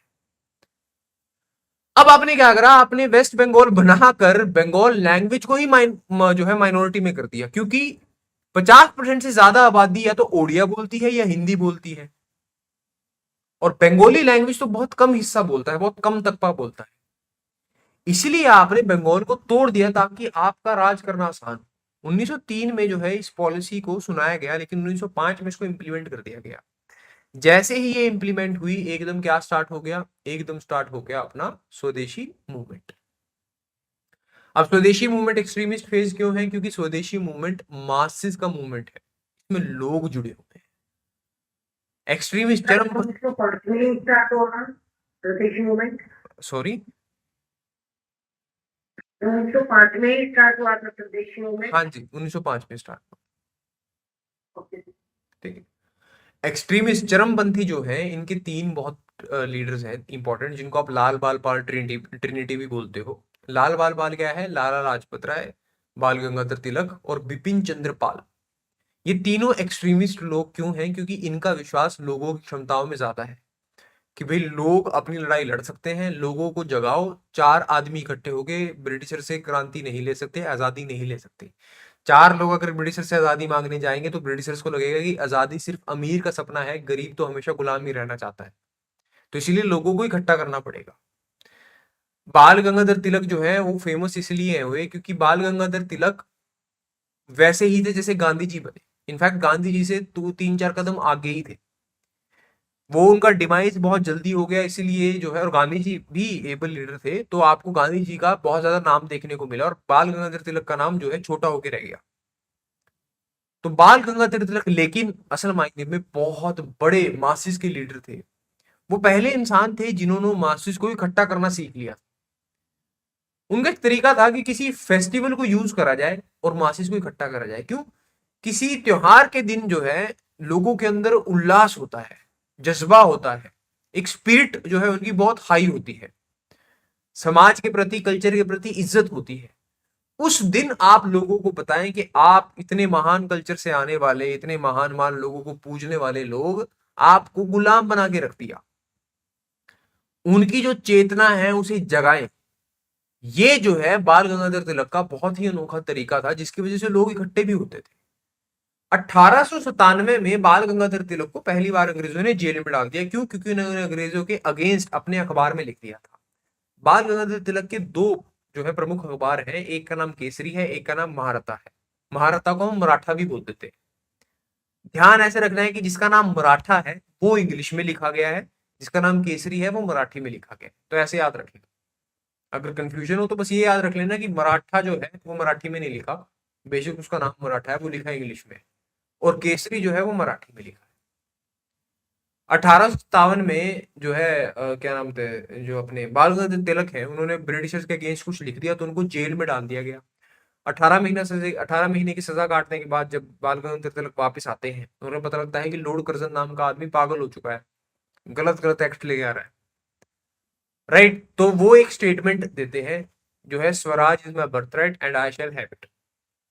हमने पढ़ी भी होगी ये कि आजादी मेरा जन्म सिद्ध अधिकार है और मैं उसे लेके रहूंगा। असल मायने में देखो ये स्टेटमेंट बाल गंगाधर तिलक ने नहीं दी थी, उन्होंने इसको पॉपुलराइज किया था इंडिया के अंदर।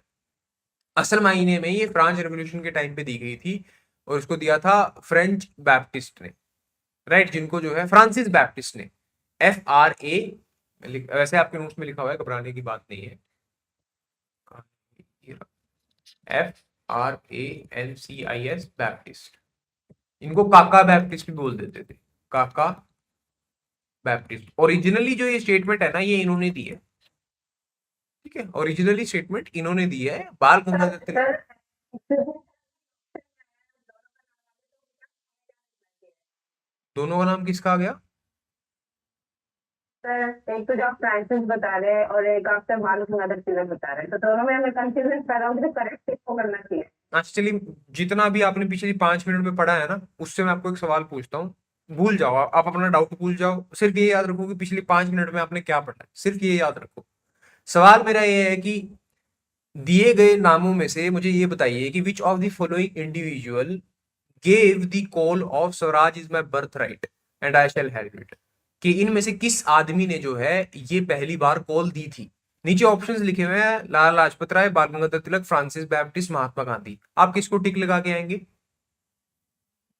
सर हमें जो नॉलेज में है बाल गंगाधर तिलक का, नहीं, तो क्यों? वही करेक्ट आप है। आप क्यों, आपकी नॉलेज में क्यों है ये बच्चे? मैंने अब अभी आपको बताया है कि बाल गंगाधर तिलक ने ये दिया नहीं था, बाल गंगाधर तिलक ने इसको पॉपुलराइज किया था, इसको असल मायने में दिया था फ्रांसिस बैप्टिस्ट ने। तो या तो वहां पे फ्रांसिस बैप्टिस्ट का जिक्र नहीं होगा, अगर जिक्र है तो आपकी नॉलेज में अब ये है कि इसको फ्रांसिस बैप्टिस्ट ने दिया था। पढ़ने का कोई फायदा नहीं है अगर हमें पुरानी नॉलेज ही कैरी करनी है, उसको कोई फायदा ही नहीं है फिर। फ्रांसिस तो है ना, तो कंफ्यूज होना ही नहीं है। आप, हाँ, आपने पढ़ा है कि फ्रांसिस बैप्टिस्ट ने दिया था और वहां पे ऑप्शन में फ्रांसिस बैप्टिस्ट का नाम लिखा गया है, तो भाई मुझे फर्क नहीं पड़ता, मैं फ्रांसिस बैप्टिस्ट पे टिक लगा के आऊंगा, बात खत्म, मुझे नंबर मिल गया। अगर क्वेश्चन,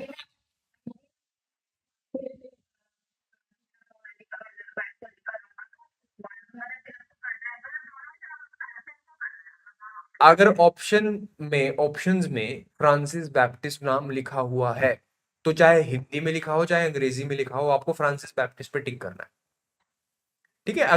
अगर वो फ्रांसिस बैप्टिस्ट का ऑप्शन देता है या काका बैप्टिस्ट भी लिख देता है वहां पे, क्योंकि उन्होंने ही दिया है। अगर ऑप्शन में नाम नहीं है फ्रांसिस बैप्टिस्ट का तो हम बाल गंगाधर तिलक को चूज करते हैं, ठीक है। Okay sir. लेकिन ध्यान रखना, क्वेश्चन अगर ऐसा है कि भाई इनमें से किस इंसान ने भारत के अंदर इस श्लोक के नहीं, इस पूरी सेइंग को पॉपुलराइज किसने किया था, अभी क्वेश्चन बदल गया ना, ये क्वेश्चन ही बदल गया। वो अब क्वेश्चन में पूछ रहा है कि पॉपुलराइज किसने किया था, तो फ्रांसिस बैप्टिस्ट तो नहीं आए थे पॉपुलराइज करने के लिए, बाल गंगाधर तिलक ने पॉपुलराइज किया था। यानी कि लोगों की, जैसे आज आपको पता है, आज आपको क्यों पता है, क्योंकि बाल गंगाधर तिलक ने पॉपुलराइज किया है और आप उस चीज से उसको जानते हैं। असल मायने में ये दिया था फ्रांसिस बैप्टिस्ट ने, तो कंफ्यूज नहीं होना, ठीक है।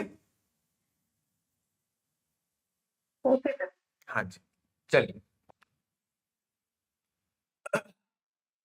स्वदेशी मूवमेंट का जिक्र कर लेते हैं। अब स्वदेशी मूवमेंट मॉडरेट्स के हाथ से तो गेम चली गई, एक्सट्रीमिस्ट यहाँ पे जो है कांग्रेस को लीड कर रहे हैं। तो कांग्रेस का सेशन होता है बनारस में 1905 में। ये सेशन क्यों पढ़ रहा हूं मैं यहाँ पे, क्योंकि स्वदेशी मूवमेंट को इसमें जो है परमिशन दी गई थी। अब लोग इकट्ठा होते हैं, जीके गोखले, गोपाल कृष्ण गोखले जो है कांग्रेस के सेशन को लीड कर रहे हैं, बनारस शहर में जो है सेशन हो रहा है और यहाँ पे मंजूरी दी जाती है स्वदेशी मूवमेंट, स्वदेशी बॉयकॉट मूवमेंट जिसको हम बोलते हैं। मतलब क्या है, देखो स्वदेशी और बॉयकॉट दो अलग अलग चीजें हैं, दोनों लेकिन एक दूसरे से बहुत ज्यादा जुड़े हुए हैं।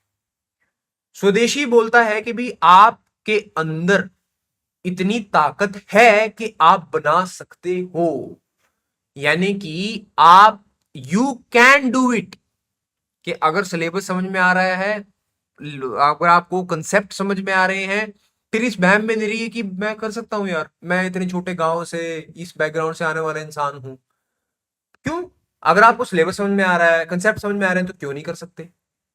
सो अगर आपके अंदर वो सारी चीजें हैं तो आप वो चीज कर सकते हो। इसको बोलते हैं आत्मशक्ति, के अपने अंदर वो जुनून, वो काबिलियत पैदा करनी। अगर काबिलियत है तो हम कर सकते हैं। दूसरा है कि अपने ऊपर निर्भरता, किसी दूसरे के ऊपर नहीं, अपने ही ऊपर, सेल्फ रिलायंस। यानी कि अगर आप कर सकते हो तो दूसरे का सामान मत कंज्यूम करो, खुद प्रोड्यूस करो। थैले कॉटन से बने हुए अंग्रेजों के लेने की जरूरत नहीं है, अपने बनाओ, खादी से बनाओ, जिस मर्जी चीज से बनाओ, वो रखो। तो दो चीजें हैं यहां पे, एक तो अंदर विश्वास होना कि मैं कर सकता हूं, और दूसरा उसको करना और दूसरे की गुड्स को स्वीकार ना करना। तो आत्मशक्ति और सेल्फ रिलायंस जो है स्वदेश बॉयकॉट मूवमेंट का फिलोसफिकल बेसिस था। स्वदेशी अपनी चीज को बनाएंगे, चाहे वो अपनी पढ़ाई लिखाई की प्रणाली हो, एजुकेशन सिस्टम हो, चाहे वो अपना सामान हो, चाहे वो दवाइयां हो, चाहे वो अपनी किश्तियां हो, अपनी बनाएंगे। अंग्रेजों के ऊपर निर्भर नहीं हो, अंग्रेजों के सामान का बॉयकॉट करेंगे। जहां भी अंग्रेजी कपड़े दिखेंगे बॉयकॉट, अंग्रेजी सामान दिखेगा बॉयकॉट, अंग्रेजी चीनी दिखेगी बॉयकॉट, सब बॉयकॉट करना है। हमें अपना जो है वही अपनाना है। जैसे आज डायबिटीज इंडिया में कब आई? घी खाने से नहीं आई है, वो मैकड़ी मुकड़ी के बाद आई है, जब रिफाइंड शुगर को हमने कंज्यूम करना शुरू कर दिया।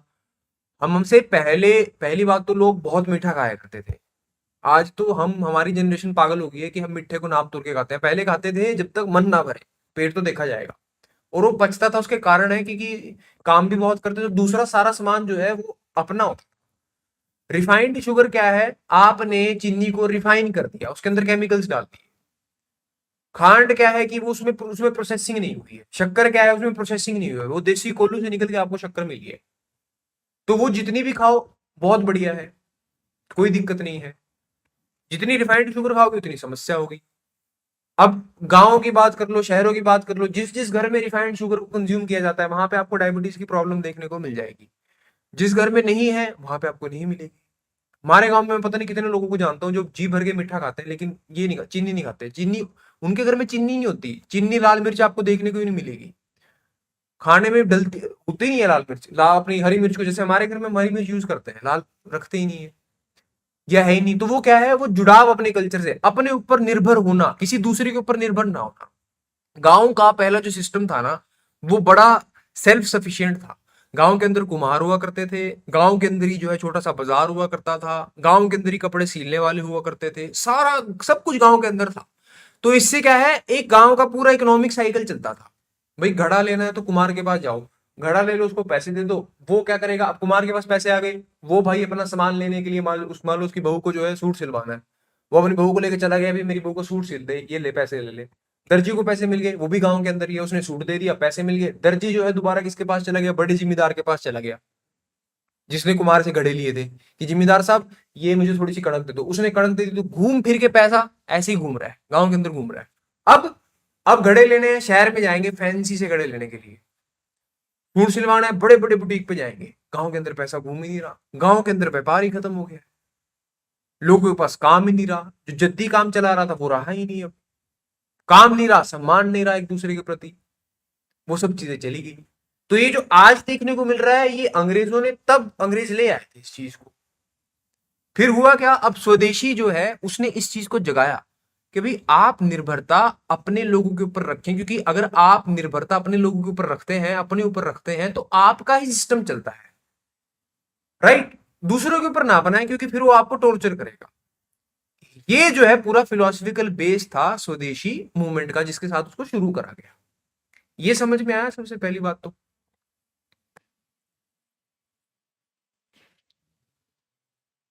जी सर, क्लियर।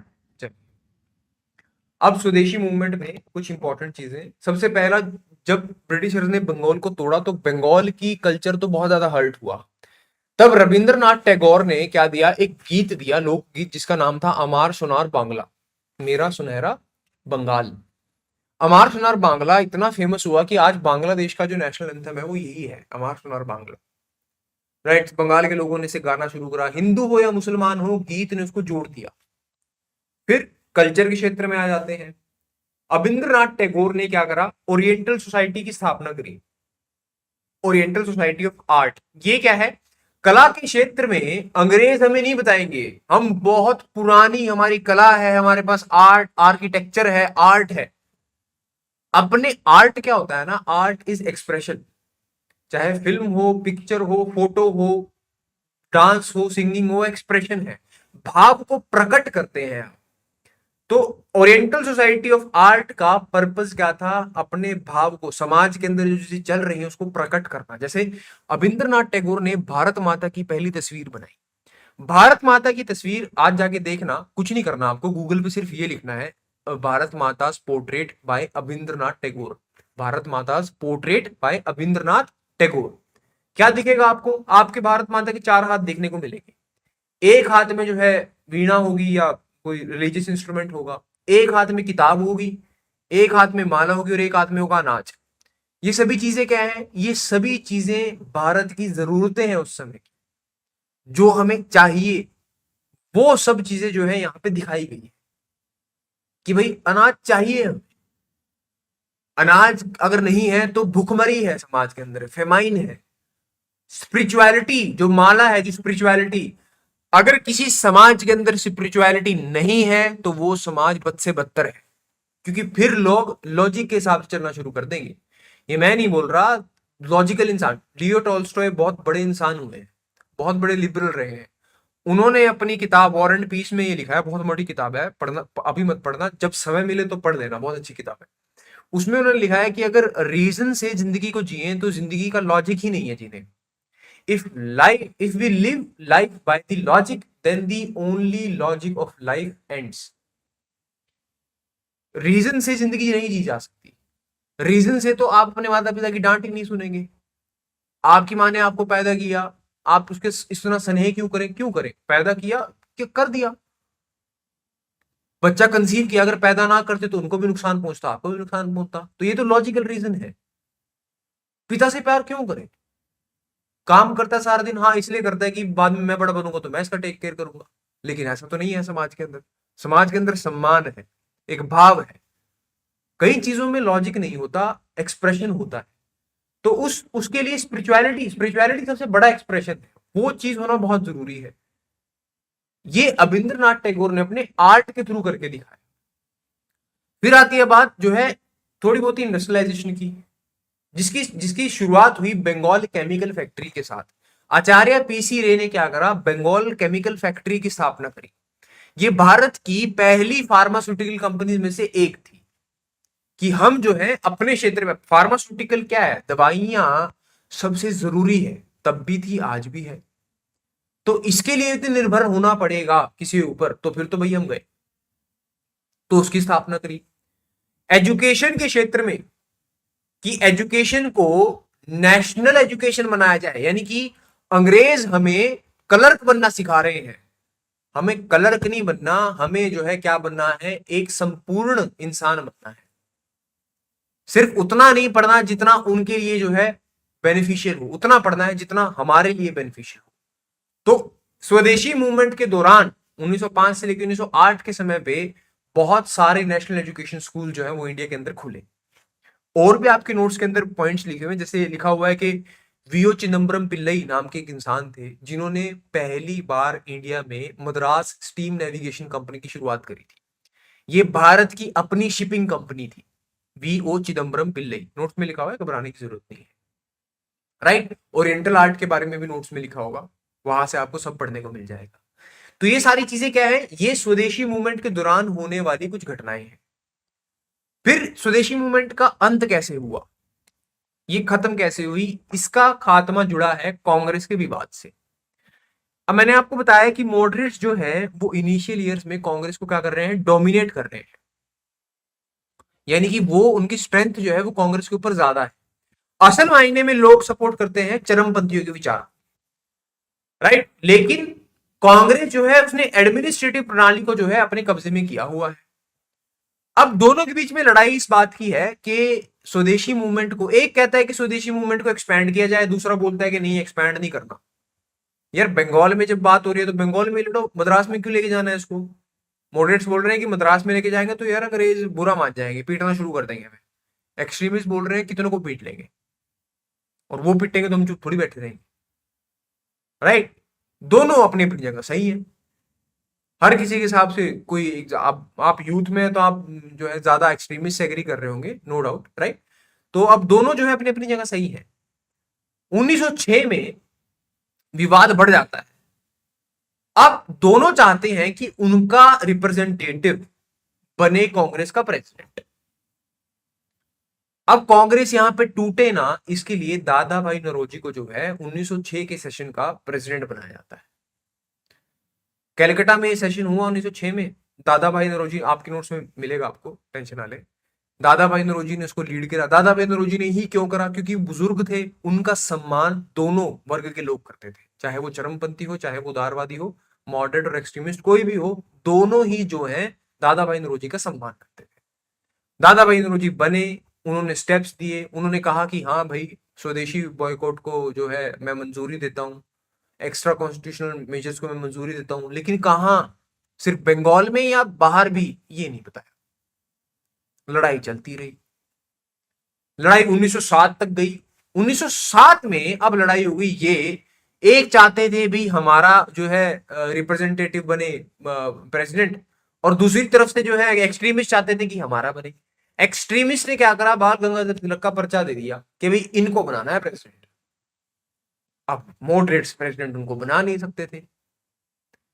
अगर उनको प्रेसिडेंट नहीं बना सकते तो किसको बनाए? यहां पे दोनों की लड़ाई हो गई।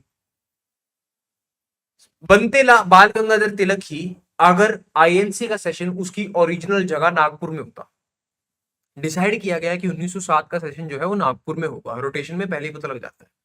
लेकिन नागपुर में अगर जो है इलेक्शन हो तो प्रेसिडेंट तो कोई बाल गंगाधर तिलक ही बनेगी, क्योंकि ज्यादा पॉपुलर सपोर्ट उनके साथ है।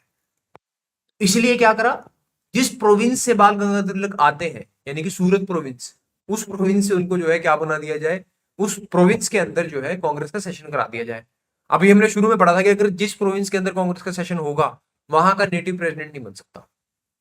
सूरत के सेशन में जो है क्या हो गया, बाल गंगाधर तिलक का पर्चा नहीं भर पाए, वहां पे लड़ाई हो गई। लड़ाई होने के कारण कांग्रेस जो है दो धड़ों में बट गई।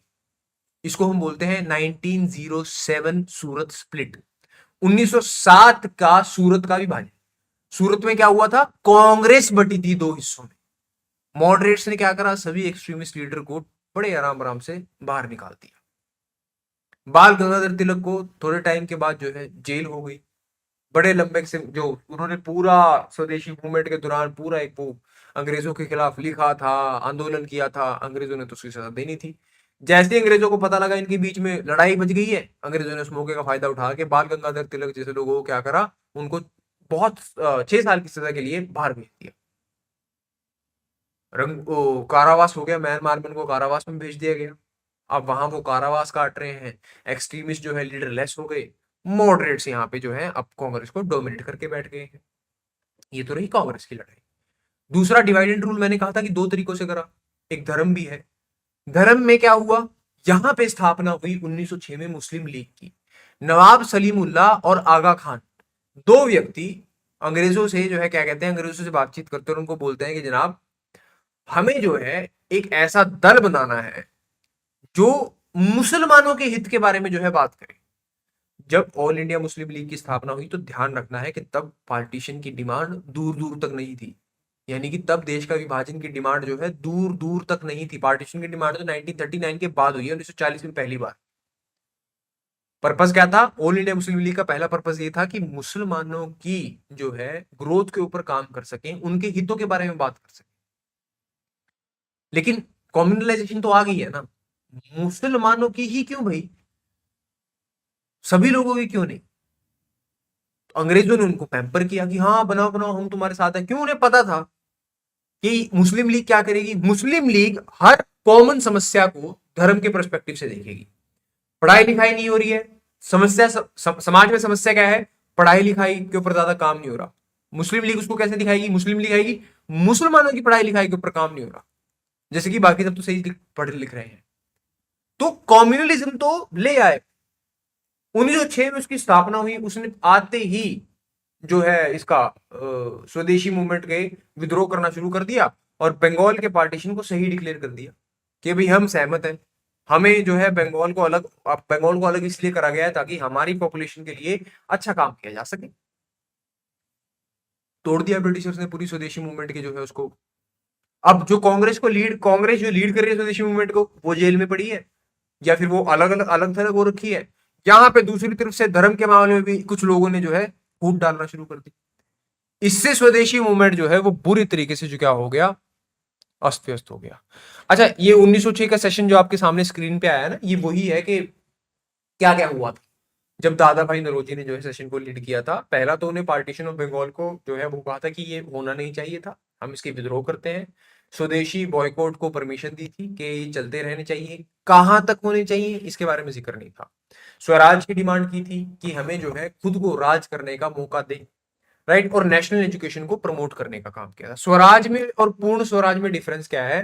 देखो, कहने के लिए ऑस्ट्रेलिया भी इंडिपेंडेंट है, इंडिया भी इंडिपेंडेंट है, लेकिन पूर्ण स्वराज हमारे पास है। क्यों? क्योंकि ऑस्ट्रेलिया के अंदर आज भी जो यूके में जो राजा है चार्ल्स, वो आज भी ऑस्ट्रेलिया का राजा है, वो आज भी कनाडा का राजा है। लेकिन हाँ, ऑस्ट्रेलिया कनाडा में जो कानून बनेगा ये उनके लोग ही बनाएंगे, उनका पार्लियामेंट ही बनाएगा, बट राजा आज भी वो है जो कहां पे है, जो यूके में है। इंडिया का कोई राजा नहीं है। सबसे पहली बात तो जो हेड ऑफ द स्टेट है वो चुना गया प्रेसिडेंट है, वो कहीं नहीं बैठता, वो इंडिया में ही बैठता है। तो दोनों में डिफरेंस ये है, पूर्ण स्वराज और स्वराज। ठीक है, आई होप आपको यहां तक क्लियर हो गया हो। कोई डाउट है तो प्लीज पूछ लीजिए। हम एक बार रिपीट करें। हाँ जी, वैसे तो हम पढ़ेंगे इसको 1929 जब आएंगे, पर दोबारा बताता हूँ। पूर्ण स्वराज क्या है कि आपका जो हेड ऑफ द स्टेट है ना, वो भी आपके बीच में से ही है, बाहर से कोई नहीं है। और स्वराज में यह है कि हेड ऑफ द स्टेट कोई भी हो, नाम मात्र है, सेरेमोनियल फिगर है, तो फर्क नहीं पड़ता। असल में सरकार हमारी मर्जी से चलेगी। जैसे ऑस्ट्रेलिया में जो हेड ऑफ द स्टेट है वो आज भी यूके के राजा है या रानी है, जो भी वहां बनता है, लेकिन सरकार उनके मर्जी से चलते। तो वहां कह सकते हैं कि वहां पे स्वराज है, डोमिनियन रूल है। पूर्ण स्वराज जो है, जो कंप्लीट इंडिपेंडेंस है, जो सोवरेनिटी है, वो इंडिया के पास है कि हमारा हेड ऑफ द स्टेट भी हम चुनते हैं और हमारा काम भी हम अपने आप करते हैं। ये दोनों के बीच में डिफरेंस है।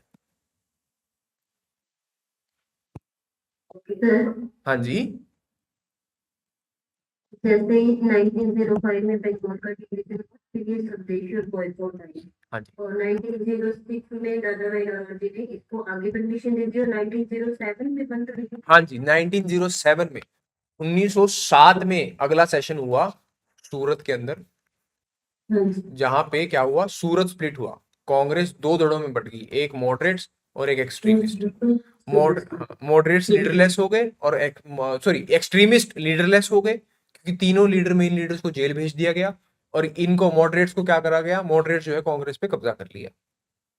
ठीक है, ठीक है, ओके। किसी और को कोई डाउट हो गई? सर, वो पहले वाला डाउट, हाँ जी, आपने रिपन का नाम लिया था, ये वही रिपन है जिसको लॉर्ड रिपन के नाम से जानते हैं, जिन्होंने 1882 में हमारी जनगणना कंटिन्यू की थी? हाँ जी, वही रिपन है जिन्होंने म्यूनिसिपैलिटी के लिए इनिशिएटिव लिया था और हमारी जनगणना कराई थी। ओके। हाँ जी, चलिए,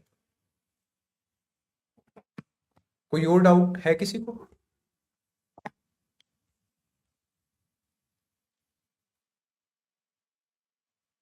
अगर कोई डाउट नहीं है तो नो सर। अच्छा, चलिए, क्लियर सर। चलिए मंडे को मिलते हैं। Thank you very much.